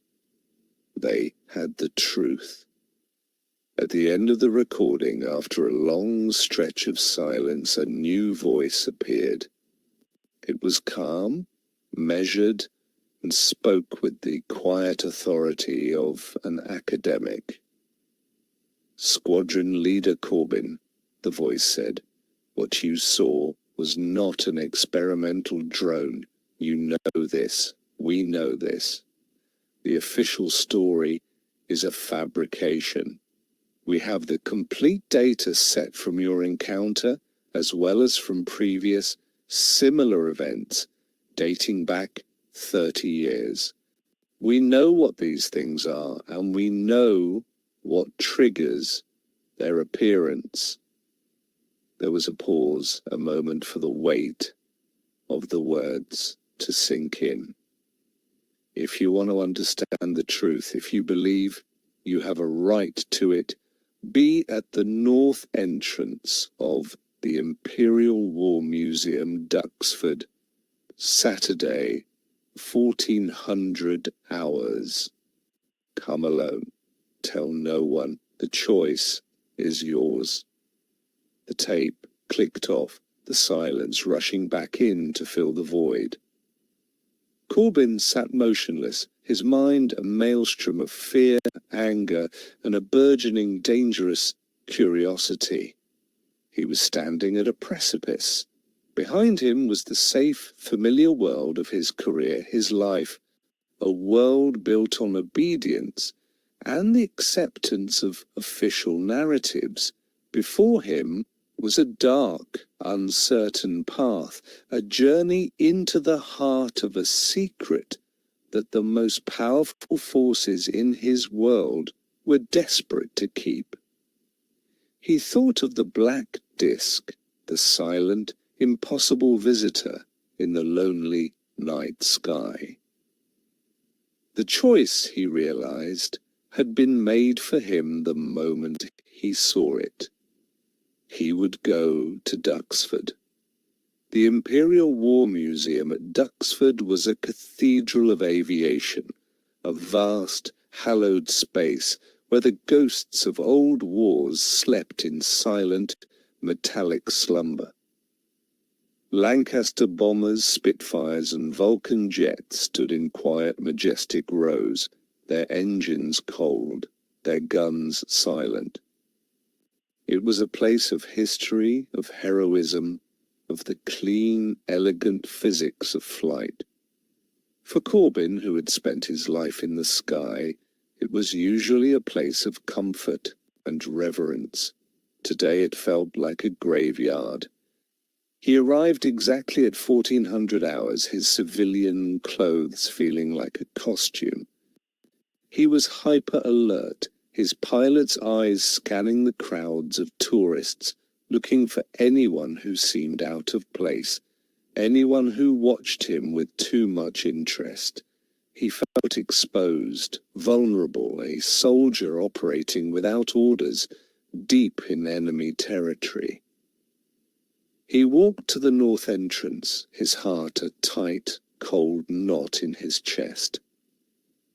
He was half convinced he was walking into a trap, a sting operation designed to test his loyalty and end his career. A man detached himself from a small group admiring a Hawker Hurricane and approached him. He was tall and thin, with a slightly stooped academic posture and the distracted, thoughtful air of a university professor. He wore a tweed jacket that had seen better days and carried a worn leather satchel. He looked utterly harmless, the least threatening man in the entire museum. He stopped in front of Corbin, his eyes a clear, intelligent grey, holding a look of quiet, scholarly intensity. "Squadron Leader Corbin?" the man asked, his voice the same calm, measured tone from the tape. "My name is Dr. Alastair Finch. Thank you for coming."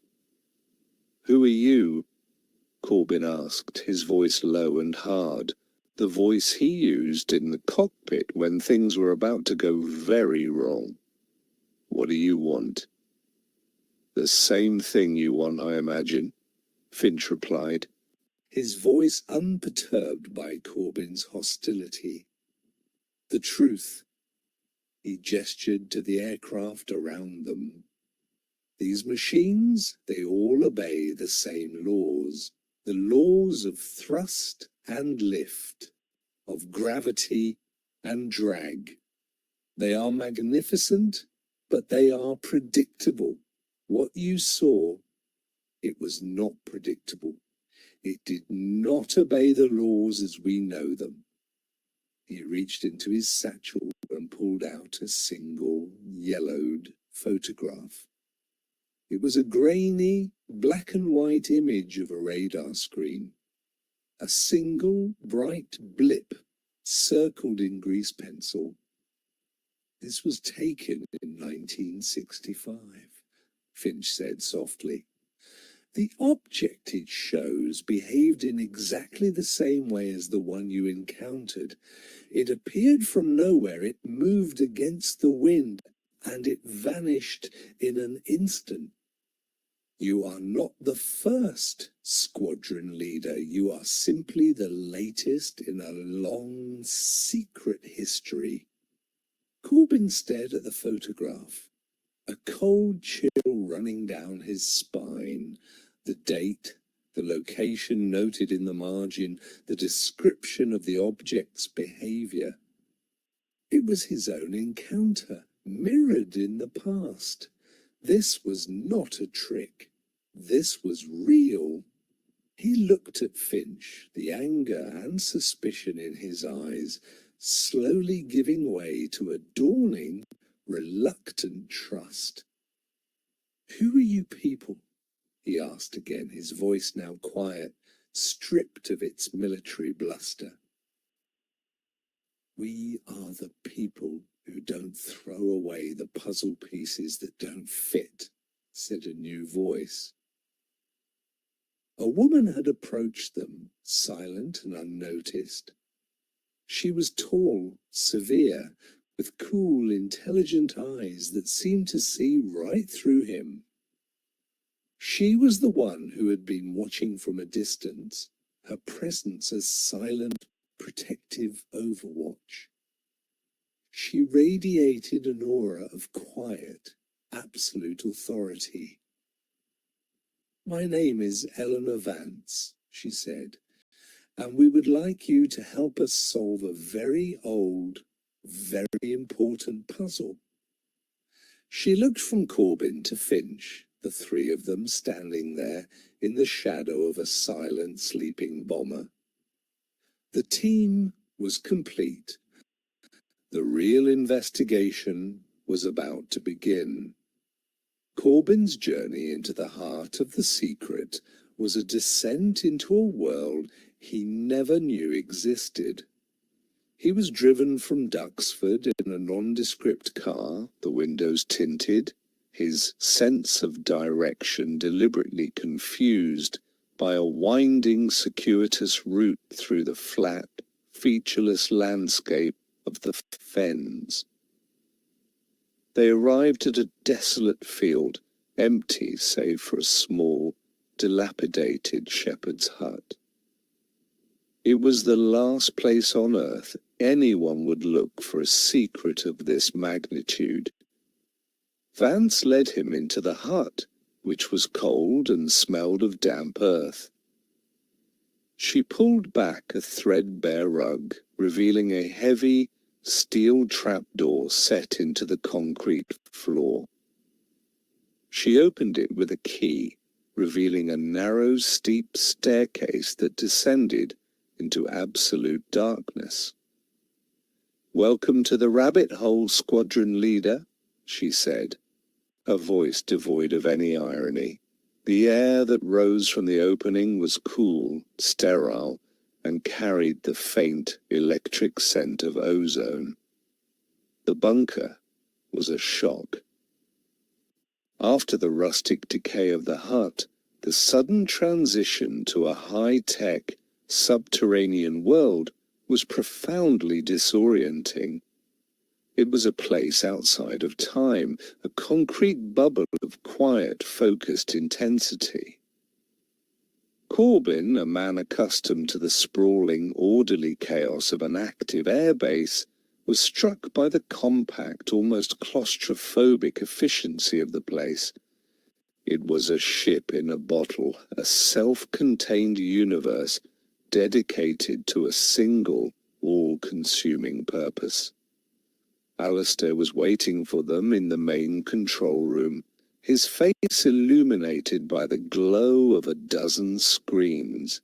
He looked more at home here, in this cave of secrets, than he had in the sunlit halls of the museum. He was a creature of the shadows, a scholar of the dark. He greeted Corbin with a quiet nod, his eyes already returning to the streams of data that flowed across his monitors. "What is this place?" Corbin asked, his voice a low whisper, as if he were afraid of disturbing the profound silence of the bunker. "It is a place for listening," Vance replied, her voice echoing slightly in the concrete space. "A place to watch the ghosts." This was a Cold War listening station, designed to monitor Soviet bomber activity over the North Sea. It was decommissioned in the 70s. We brought it back to life. She led him to the main console, where a single, large screen displayed the saved radar track from his encounter. The bright, solid blip of the anomaly, the two smaller, faster blips of his and his wingman's jets. It was his own personal ghost, captured and pinned like a butterfly in a display case. For the next several hours they showed him everything. Alistair, with the patient, methodical passion of a dedicated teacher, walked him through the data. He showed him the 1982 track, the Hesperus files, the uncanny parallels in altitude, speed and movement that stretched back for decades. He showed him the raw sensor data from his own encounter, the electromagnetic fluctuations, the gravitational anomalies, the things his own instruments had been unable to detect. Corbin watched, his initial skepticism slowly, painfully dissolving, replaced by a growing sense of awe and a deep, unsettling fear. He was not just a witness to a single strange event. He was a part of a pattern, a recurring, incomprehensible mystery. Finally, they showed him Shaw's report. Alistair laid the pages out on a table, the same way he had for Vance. He explained Shaw's theory, the idea of the phenomena being not visitors, but reactions triggered by their own technology. Corbin listened, his military mind trained in the clear, hard logic of cause and effect, grappling with the enormity of the revelation. It was a truth that was both terrifying and, in a strange way, deeply satisfying. It was a reason. It was an explanation. It was a key. He looked at the two people before him, the quiet, obsessive scholar and the severe, pragmatic spy master.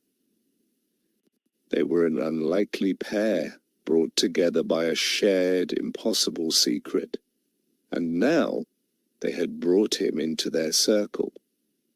He was no longer just a pilot. He was an investigator, a keeper of the flame. "What do you need from me?" he asked, his voice steady, his decision made. He was in, all the way in. Vance answered him, her voice as crisp and clear as the data on the screens. "We need your expertise, Squadron Leader. Dr. Finch can tell us what the object did, down to the last microsecond. He can measure its speed, its trajectory, its electromagnetic signature. But you can tell us what it means. You are a pilot. You understand the sky in a way we never can. You can translate the data into reality." Alistair turned from his console, his eyes bright with a new line of inquiry. "She's right," he said, his voice filled with a quiet excitement. "I can see the vectors, the impossible changes in velocity. But you were there. You saw it. You can help me model its flight envelope. You can help me understand the tactical implications of its movements. You can help us distinguish it from any known or experimental aircraft. You are our expert witness and our first line of analysis for any future events." Corbin felt a sense of purpose solidify within him, a feeling he hadn't had since the moment the black disk had vanished from his sight. He was no longer a passive victim of the phenomenon, a silenced and bewildered witness. He was a part of the team. He had a mission. "All right," he said, his voice steady. "Where do we start?"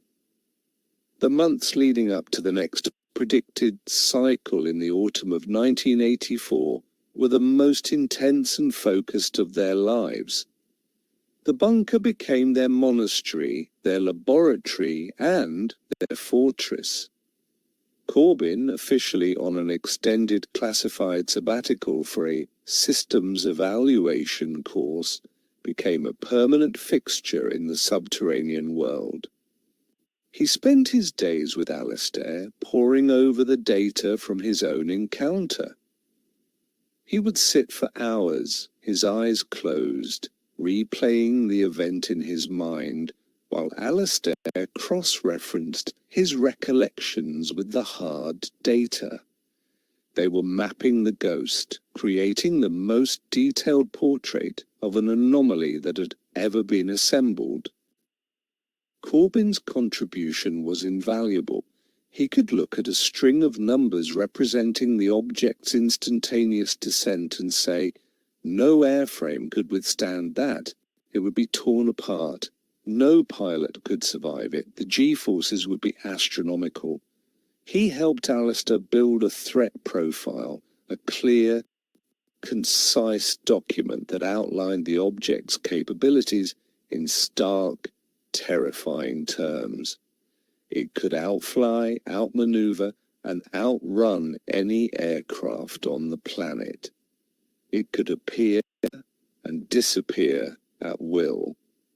It was, for all intents and purposes, untouchable. Meanwhile, Vance was preparing the ground for their next move. Their goal was no longer simply to observe the phenomenon from a distance. It was to get closer, to gather a new, more intimate class of data. She procured a new piece of equipment, a marvel of miniaturization and advanced sensor technology. It was a self-contained, high-altitude observation pod, designed to be carried by a military jet. It contained a suite of passive sensors, a high-resolution camera, and a laser ranging system, all housed in a sleek aerodynamic shell. Their plan was simple, audacious, and incredibly dangerous. When the next event was triggered, Corbyn would not be on the ground. He would be in the air, in a two-seater Tornado, his aircraft carrying their custom-built sensor pod. He would be their designated observer, their man on the front line. He would fly not as a combat pilot, but as a scientist, a data gatherer on the most important field trip in human history. The objective was not to engage, not to pursue, but simply to be there, to get as close as possible, and to record everything. They were setting a trap, not for the ghost itself, but for its shadow, for the faint, fleeting data trails it would leave in its wake. The year passed in a blur of focused, relentless preparation. The bunker, once a cold and sterile tomb, became a living, breathing entity, its electronic heart humming with a constant, purposeful energy. The team of three, isolated from the world above, developed a unique and powerful synergy. They were a three-legged stool, each essential for the stability of the whole. Vance, the pragmatist and protector, Alistair, the theorist and analyst, and Corbyn, the operator and witness. Their shared secret was a powerful bond, a silent covenant that united them in their strange and lonely quest. For Corbyn, the transition from combat pilot to scientific observer was a profound and challenging one. He had to unlearn the instincts of a lifetime to replace the aggressive, reactive mindset of a fighter pilot with the cool, detached patience of a data gatherer. He spent countless hours in a flight simulator, a program modified by Alistair to include a virtual representation of the anomaly. He practiced holding formation with the phantom object, maintaining a precise distance, keeping the sensor pod oriented correctly. He was training for a mission that had no precedent, a flight into the heart of the unknown. His relationship with Alistair deepened into a strange and powerful friendship. They were two men from entirely different worlds, the man of action and the man of thought, Yet they found a common language in the elegant and abstract beauty of the data. Alistair would show Corbyn a complex waveform on a screen, and Corbyn would translate it into the visceral reality of flight. "That spike there," Alistair would say, "that's a gravitational distortion."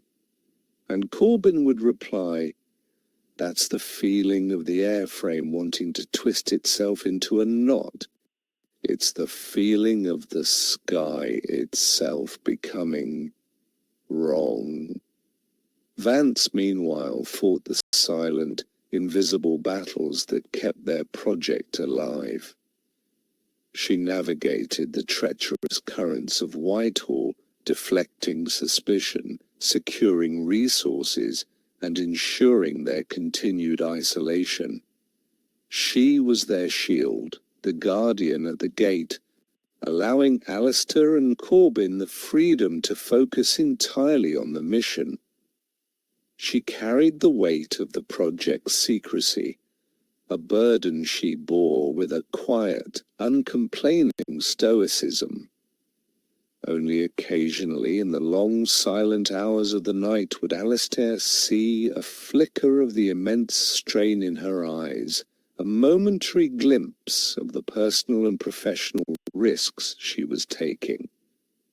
As the autumn of 1984 approached, the tension in the bunker became a palpable, physical presence. Alistair, using Shaw's refined model, identified the trigger, a series of NATO electronic warfare exercises scheduled for the last week of September.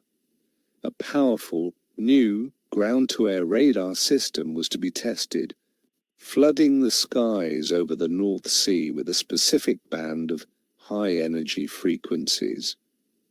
The bell was being polished, the stage was being set. The final days before the exercise were a frenzy of last-minute checks and preparations. The sensor pod was fitted to Corbyn's Tornado, its systems tested and retested, until Alistair was satisfied.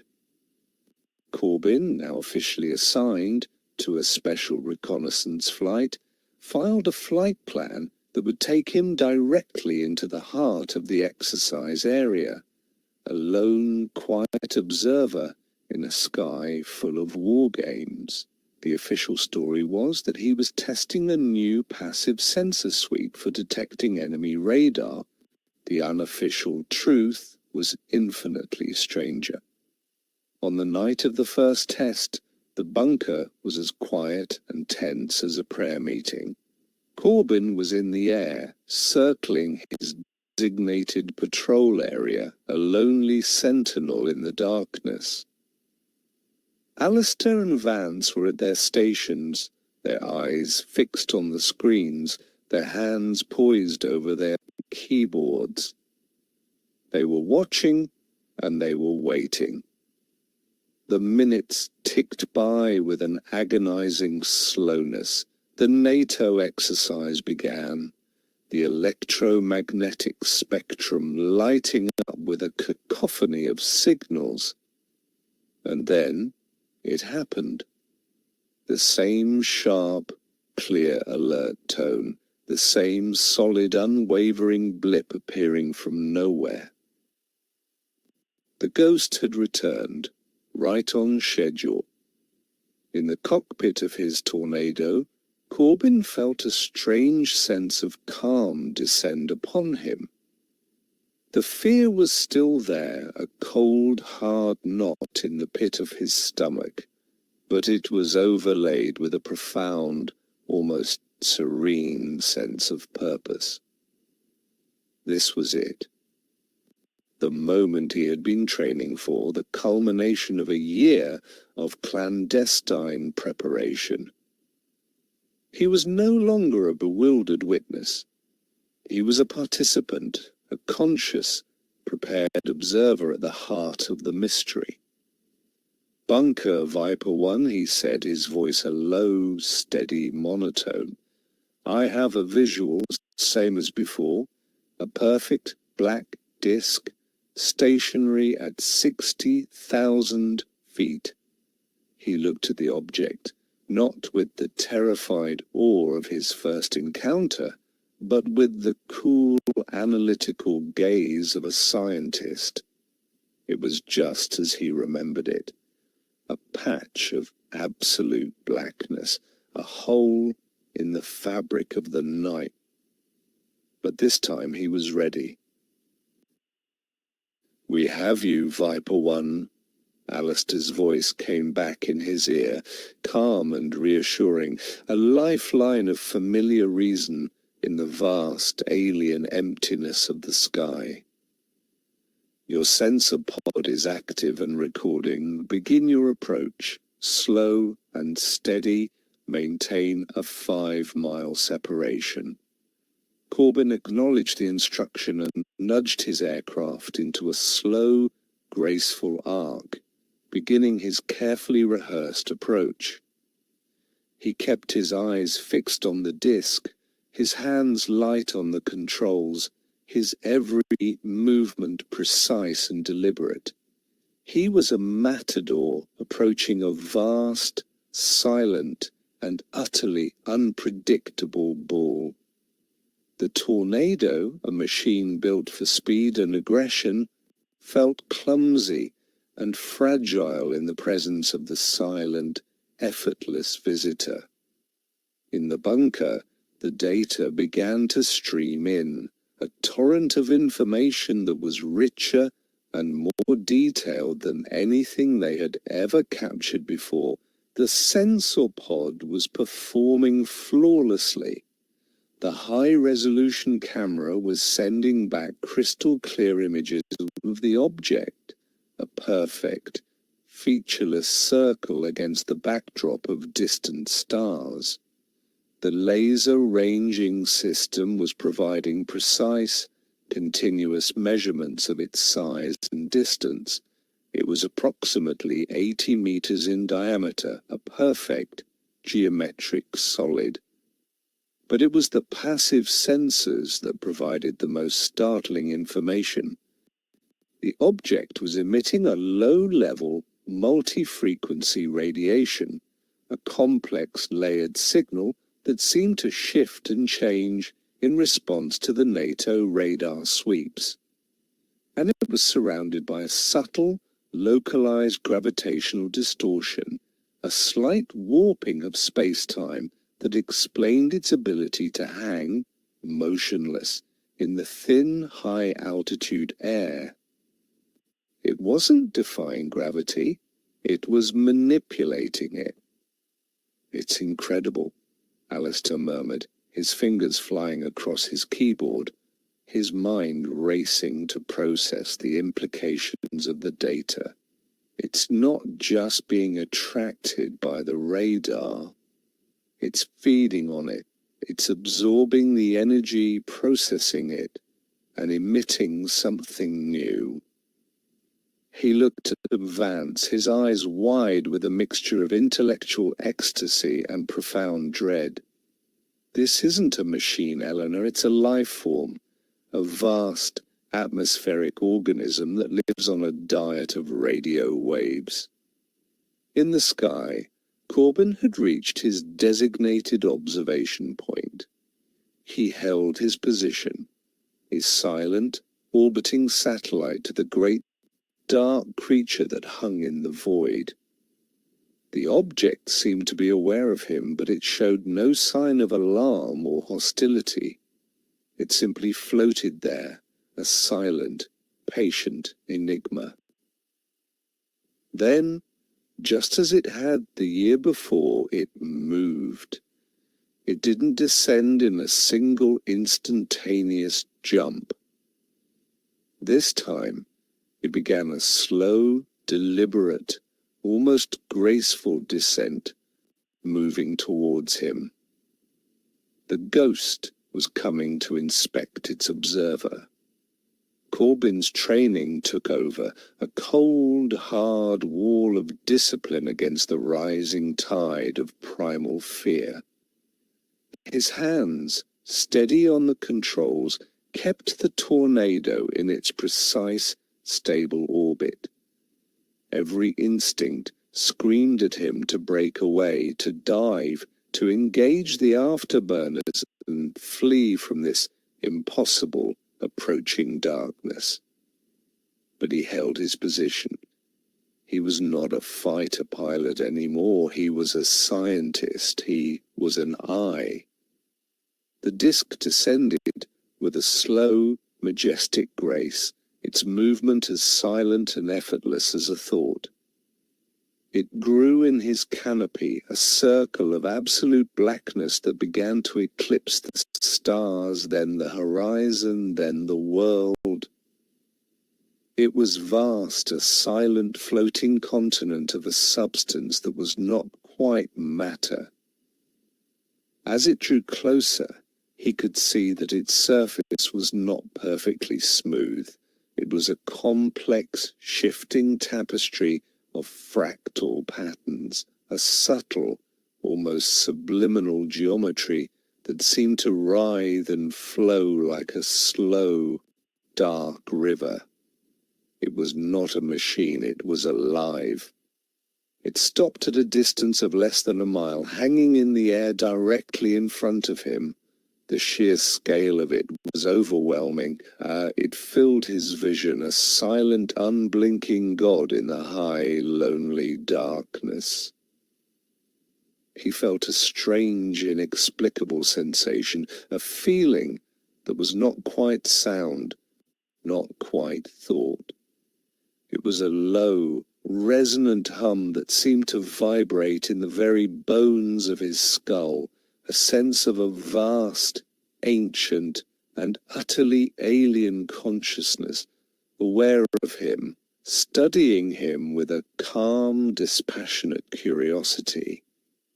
In the bunker, the data streams had become a flood. The gravitational distortion around the object was intensifying, and Alistair watched, mesmerized, as the sensor pod's instruments registered a slight, localized warping of time itself. The seconds in the immediate vicinity of the disk were passing fractionally slower than in the surrounding space. "It's bending the world around it," Alistair whispered, his voice filled with a reverence that bordered on fear. "It's creating its own private universe." The object's radiation emissions also changed. The low-level, multi-frequency hum intensified, and a new, coherent signal emerged from within it, a complex, repeating pattern of pulses. It was not a language, not a message in any human sense. It was something else, something more fundamental. "It's talking to the pod," Alistair said, his fingers flying as he isolated the signal. "It's probing our technology, analyzing our sensors. It's learning." For what felt like an eternity, the two silent vessels, the man-made and the inexplicable, hung there in the void, locked in a strange, silent communion. Corbin felt as though he was being weighed, measured, his own consciousness a tiny, flickering candle in the face of a vast, dark sun. He was not afraid anymore. The fear had been burned away, replaced by a profound, almost spiritual sense of awe. He was a witness to the single greatest moment in human history, and he was utterly, completely alone. Then, as slowly and deliberately as it had approached, the object began to withdraw. It ascended, its vast, dark form shrinking against the starfield. It did not vanish this time. It rose, accelerating at a rate that was physically impossible, until it was just another star in the sky. And then it simply faded. its light winking out as if a switch had been thrown, leaving behind only the cold, indifferent silence of the cosmos. Corbin was left alone in the empty sky, the silence in his cockpit a deafening roar.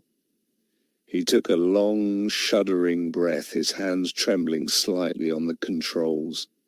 In the bunker, Alistair and Vance stared at the screens, the data frozen, the ghost's portrait complete. They had done it. They had captured the impossible. The silence stretched for a long moment, and then Vance spoke, her voice low and steady, but laced with a thread of pure, triumphant steel. "Now," she said, "the real war begins." The days following the 1984 encounter were a strange mixture of triumph and trepidation. The data they had collected was a treasure trove, a library of Alexandria of the impossible. It was more than they had ever hoped for, a complete, multi-layered, high-fidelity portrait of the phenomenon, but with this extraordinary knowledge came an extraordinary burden. They were the sole custodians of a truth that could shatter the foundations of science, religion, and global politics. The bunker, once a place of quiet research, now felt like a powder keg, the air thick with the explosive potential of the secrets it contained. Alistair was a man possessed. He barely slept, fueled by a constant infusion of black coffee and the sheer, intoxicating thrill of discovery. He lived at his console, his mind a whirlwind of analysis as he dissected the data from the sensor pod. He mapped the object's gravitational field, a subtle, elegant warping of space-time that was both beautiful and terrifying in its implications. He analyzed the complex radiation it emitted, a symphony of frequencies that seemed to hint at a vast, unknowable internal life. He was no longer just an astrophysicist. He was the world's first, and only, xenobiologist. But it was the signal that obsessed him, the complex, repeating pattern of pulses the object had directed at the sensor pod. He played it over and over, converting it into sound, into visual waveforms, into three-dimensional geometric models. It was not random noise, it was structured, complex, and deeply, maddeningly alien. It had the mathematical complexity of a language, but it was a language with no discernible grammar, no syntax he could recognize. It was, he began to suspect, not a message, but a biological process made audible, the sound of a vast alien mind thinking. Corbin, grounded from flying and officially on extended leave, became Alistair's anchor to the human world. He would sit with the scientist for hours, watching him work, listening to his breathless, ecstatic monologues about gravitational lensing and non-baryonic energy signatures. Corbin understood little of the science, but he understood the object. He had been in its presence. He could look at a complex diagram on Alistair's screen and say, "That's the moment I felt it watching me. That's when I knew it was intelligent." He provided the context, the human element, that the raw data lacked. He was the keeper of the ghost's soul. Vance, however, had no time for the philosophical implications of their discovery. She was fighting a war on a different front, a silent, vicious battle in the shadowy corridors of power. The 1984 event, as she had predicted, had not gone unnoticed. The object's gravitational and electromagnetic signature, however localized, had been detected by American and Soviet spy satellites. Whispers were circulating through the global intelligence community, rumors of a secret British superweapon, a new form of stealth technology that could manipulate gravity itself. The world's two superpowers were nervous, and their nervousness was a danger far more immediate than the object itself. Vance spent her days in London, a ghost in her old haunts, playing a deadly game of chess. She fed misinformation into the system, creating false trails, redirecting suspicion, using her deep understanding of the bureaucratic machine to protect her tiny, secret operation. She was a master of the craft, but she knew she was living on borrowed time. The secret was too big. The forces arrayed against them were too powerful. It was not a question of if they would be discovered, but when. Her fears were confirmed one rainy afternoon when she returned to the bunker, her face pale and grim. "We have a problem," she said, her voice low and tight. "A big one. They've started an internal investigation at the ministry. It's being led by a man named Sir Richard Pembroke. They're calling it a leak investigation, looking for the source of the rumors about a new stealth drone." She looked at Corbin, her eyes cold and hard. "The official records of your flight have been sealed, and Pembroke has taken personal control of them. He's a bulldog, a true believer in the old guard. He will not stop until he finds the source of the leak. He's hunting for us, and he doesn't even know we exist yet." Sir Richard Pembroke was a man carved from the old hard granite of the British establishment. He was a product of the right schools, the right regiments, and the right clubs. His office at the Ministry of Defence was a testament to his worldview. Dark wood panelling, leather-bound books, and portraits of long-dead generals. He saw the world in stark, simple terms, as a constant, unending struggle between order and chaos, between the crown and its enemies.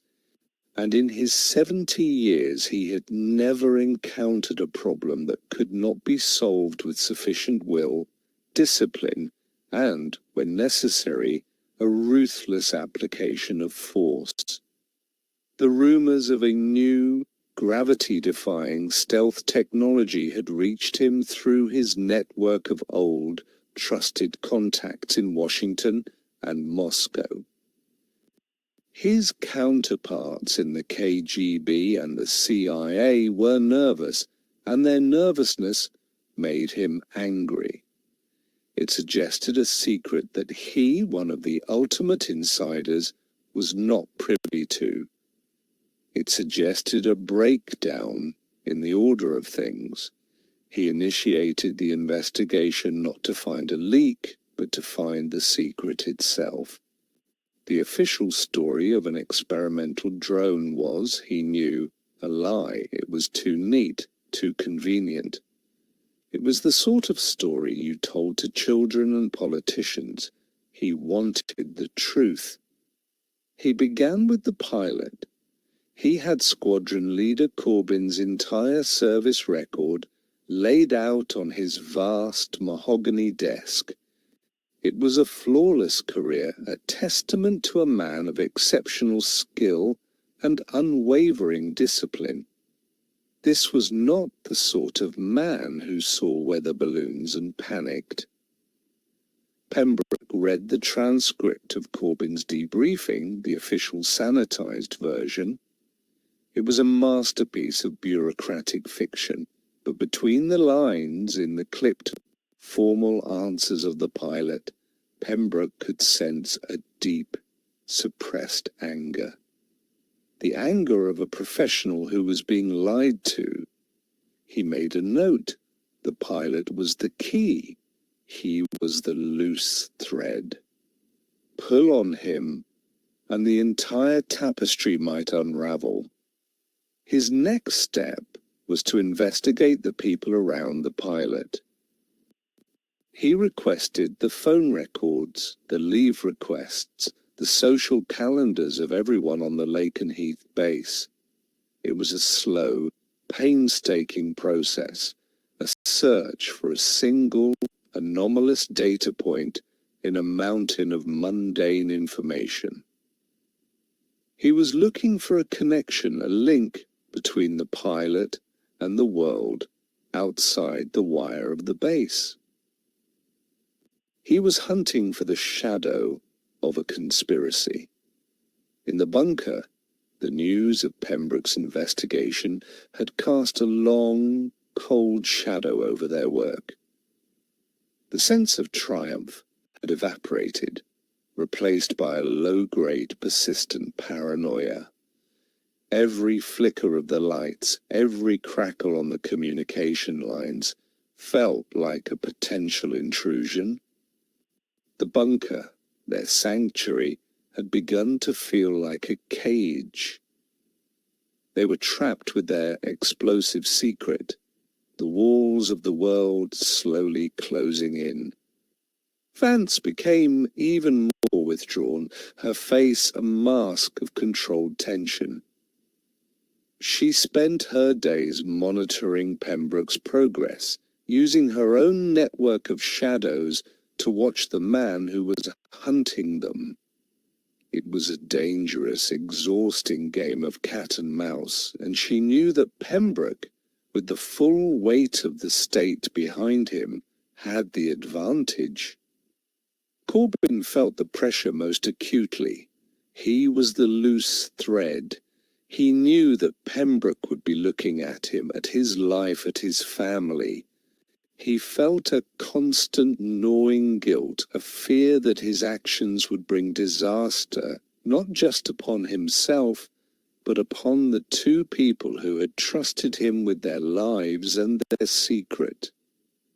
He retreated into the work, finding a strange solace in the cold, hard certainty of Alistair's data. Alistair, however, seemed almost oblivious to the growing danger. He was lost in his own world, a world of complex waveforms and alien mathematics. He was on the verge of a breakthrough. He had found a repeating element in the object's signal, a kind of rhythmic, structural backbone around which the rest of the complex patterns were woven. It was not a language, he explained to Corbin, his eyes burning with a feverish light.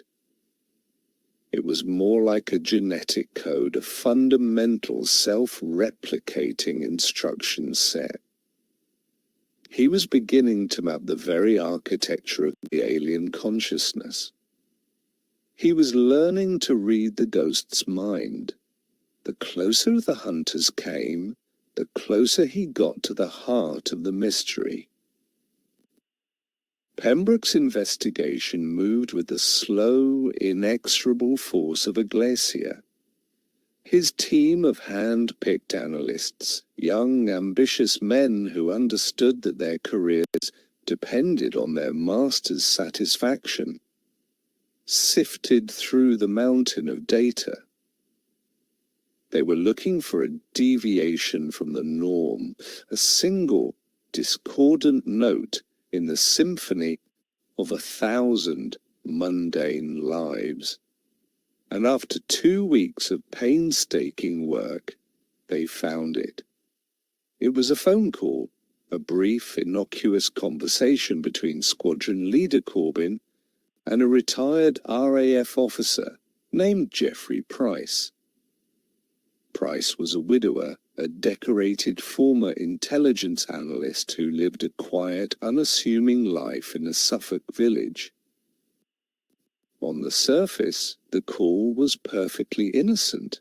An old family friend reaching out to a young man he had known since childhood. But for Pembroke, a man who did not believe in coincidence, the timing was too perfect. The call had occurred just days after Corbyn's encounter, and just before the pilot's official story seemed to solidify. It was a whisper in the data, but it was enough. Pembroke ordered a full, covert surveillance on Geoffrey Price. His home was watched, his phone was tapped, his mail was intercepted. He was a man who had lived his entire life in the service of the secret state, and now that same state was turning its cold, unblinking eye upon him. Pembroke's hunters sat in unmarked cars on his quiet village street, watching the old man tend his roses, waiting for him to make a mistake, to lead them to the next link in the chain. In the bunker, the news arrived like a physical blow. Vance's contact within the surveillance apparatus, a man whose loyalty was to her and not to the ministry, sent a single coded message. The bulldog is watching the gardener. Vance understood immediately. They had found Price.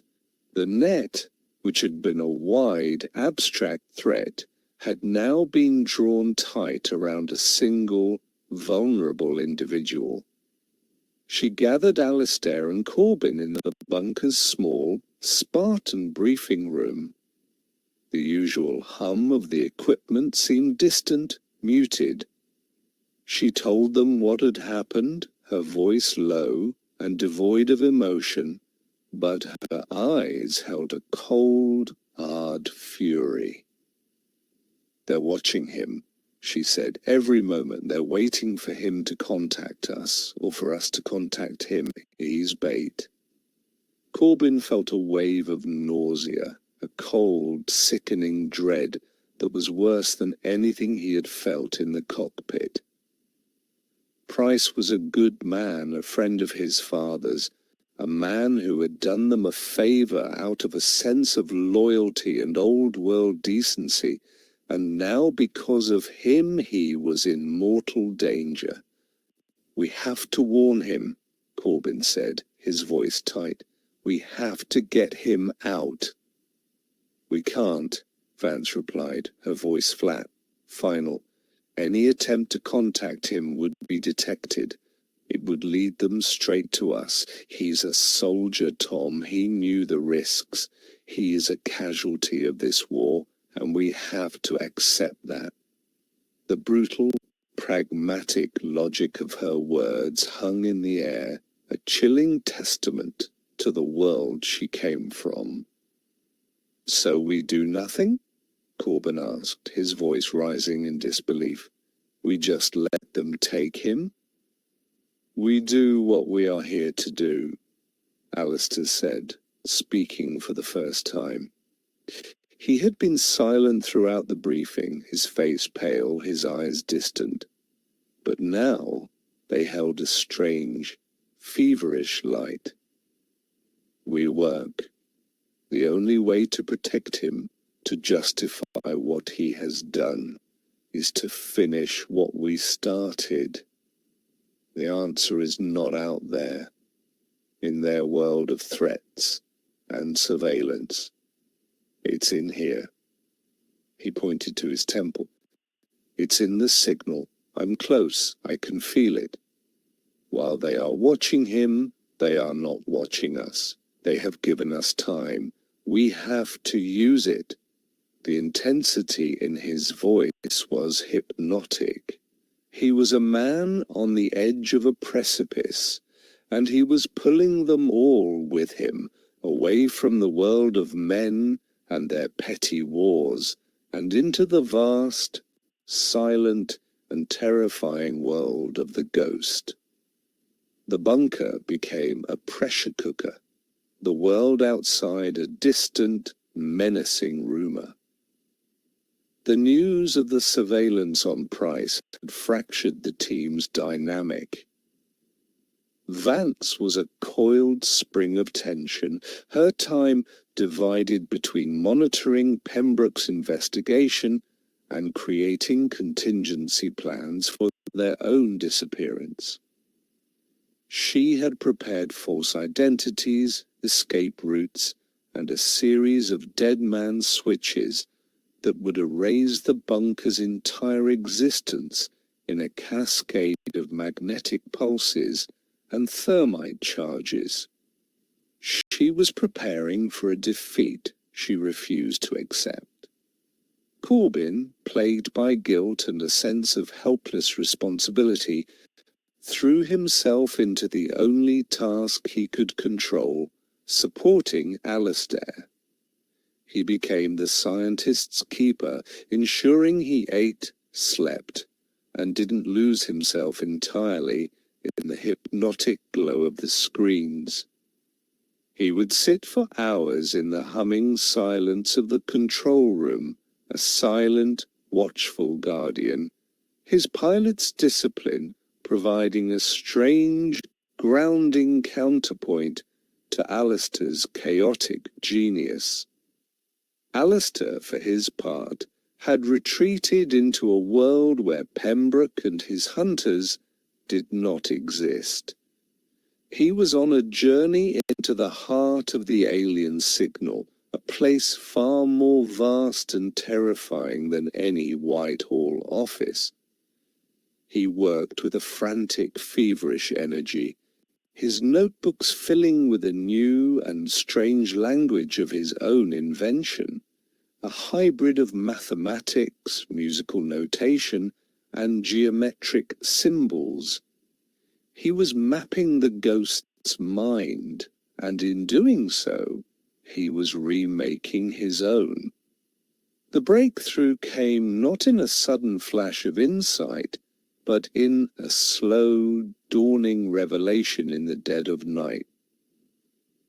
He had been staring at a three-dimensional representation of the signal's core structure, a complex, rotating lattice of light, for what felt like days. He was looking for a message, for a key, for a Rosetta Stone that would unlock its meaning. And he suddenly realized he was asking the wrong question. He was a biologist looking at a strand of DNA and expecting it to speak English. "It's not a language," he whispered, the words a soft, awestruck exhalation in the silent room. Corbin, dozing in a chair in the corner, stirred. "It's a blueprint." Alistair turned, his eyes burning with an unholy light. "It's not trying to talk to us. It's trying to build something. The signal isn't a message, it's a set of instructions, a self-executing code, a virus." He brought up the data from the sensor pod, the recordings from the moment the object had been in close proximity. He isolated the signal the object had directed at the pod and compared it to the background radiation the pod itself was now emitting. And there it was, a faint, almost imperceptible echo. A ghost in the machine. The object's signal had imprinted itself onto the pod's systems, a tiny, dormant fragment of its own code, now nested within their own technology. "My God," Alistair breathed, sinking into his chair. "It didn't just scan us, it infected us. It planted a seed." He looked at Corbin, his face a mixture of terror and ecstatic wonder. This whole time I've been trying to read the ghost's mind, but I was wrong. I've been reading its DNA, and a tiny, dormant piece of it is living in our hard drives. The silence in the bunker was absolute. The distant threat of Pembroke and his hunters suddenly seemed small, insignificant.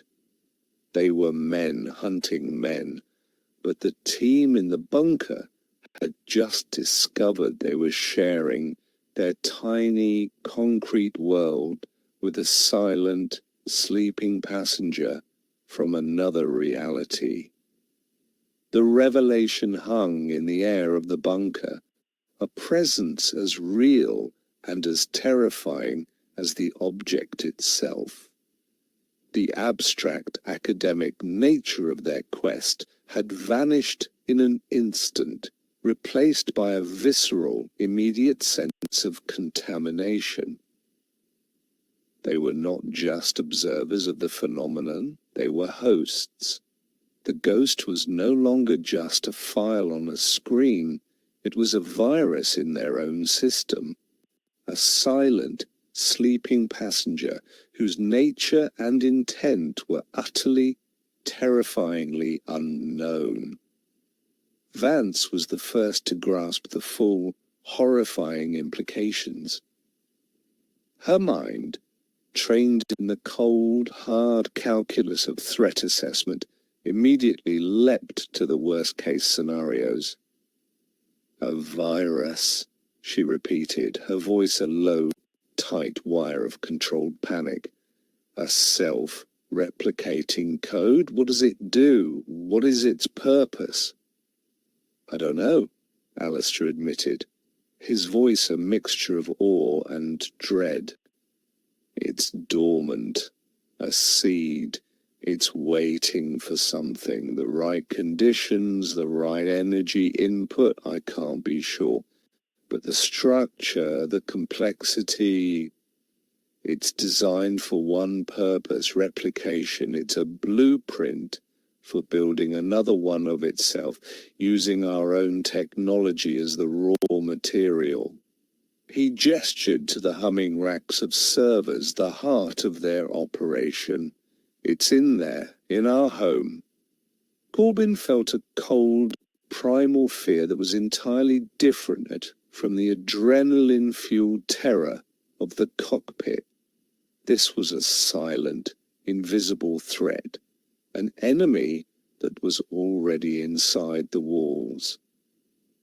He looked at the blinking lights of the servers, and for the first time, they seemed alien, menacing. "Can you isolate it?" he asked, his voice steady, falling back on the pilot's instinct to contain a threat. "Can you cut it out?" "I don't think so," Alistair said, shaking his head. "It's not a file that can be deleted. It's woven into the very fabric of the data. It's everywhere and nowhere. To erase it, we would have to erase everything, every piece of data we've collected. We'd have to burn the entire library to get rid of a single poisoned book." The choice was stark. To keep their priceless, world-changing knowledge, they had to live with the alien parasite that was embedded within it. The dynamic in the bunker shifted again. The external threat of Pembroke, which had seemed so overwhelming, was now secondary. The real danger was inside, in the silent, humming heart of their own sanctuary. They were living on a digital time bomb, with no idea what would trigger it, or how big the explosion would be. Vance, in a move that was both pragmatic and deeply paranoid, implemented a new set of protocols. The bunker was physically disconnected from the outside world.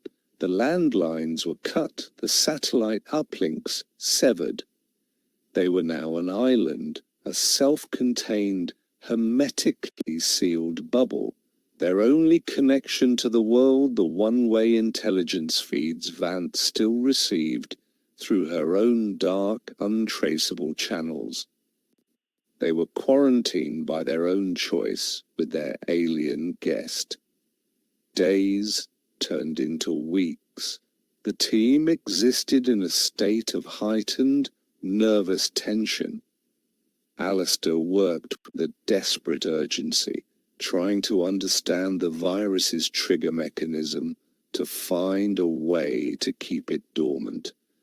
He was a man trying to defuse a bomb of his own creation, a bomb whose workings were based on a physics he was only just beginning to understand. Corbin and Vance became his watchers, his guardians, their own anxieties sublimated into the task of keeping him focused, keeping him sane. The bunker, once a place of thrilling discovery, had become a prison, and they were its willing, terrified inmates. While the team in the bunker wrestled with their invisible internal demon, the world outside continued its slow, relentless march. Sir Richard Pembroke was not a patient man. The surveillance on Geoffrey Price had yielded nothing. The old man tended his roses, read his history books, and drank his evening sherry with a quiet, infuriating regularity. He was either a man of iron discipline, or he was entirely innocent. Pembroke did not believe in innocence. He decided to force the hand of his unseen opponents. The waiting game was over. It was time to kick down the door and see who was hiding in the shadows. He gave the order. Geoffrey Price was to be brought in for questioning, not arrested, not charged, but invited to London for an informal discussion about matters of national security. The term was a euphemism, a piece of Whitehall jargon that meant he was to be taken, questioned, and held indefinitely, without legal recourse, until he broke. Two men in dark, anonymous suits arrived in Geoffrey Price's quiet village on a Tuesday morning. They did not knock. They simply let themselves in. The old man was in his garden tending his prize-winning roses. He looked up as they approached, his face showing no surprise, only a deep, weary resignation. He had lived his life in the shadows, and he had always known that one day the shadows might come for him. He put down his trowel, carefully removed his gardening gloves, and went inside with the men without a word. The neighbours watched from behind their curtains as the black car pulled away, a silent, dark ship carrying a man away from the shores of his own life. The news reached the bunker within the hour. Vance's feed chimed with a single, stark message. The gardener is in the building. The three of them gathered in the control room, the words hanging in the air like a death sentence. The abstract threat had become a concrete reality. Pembroke had taken a hostage. Corbin felt as if the floor had fallen away from beneath him. He sank into a chair, the guilt of physical, crushing weight. "It's my fault," he whispered, his voice choked. "I brought him into this. That old man, he's being tortured because of me." He looked at Vance, his eyes pleading. "We have to do something. I can turn myself in. I can give them what they want." "Don't be a fool," Vance snapped, her voice a whip crack in the tense silence. The mask of calm control had fallen away, revealing a face of cold, hard fury. You are what they want. Turning yourself in wouldn't save Price. It would just confirm for Pembroke that he was right. He would have you both. This isn't a negotiation, it's a war, and they just took our first prisoner. She began to pace the small room, a caged tiger, her mind racing, calculating, looking for a counter-move in a game where her opponent held all the cards. It was Alistair who broke the deadlock. He had been standing by his console, his back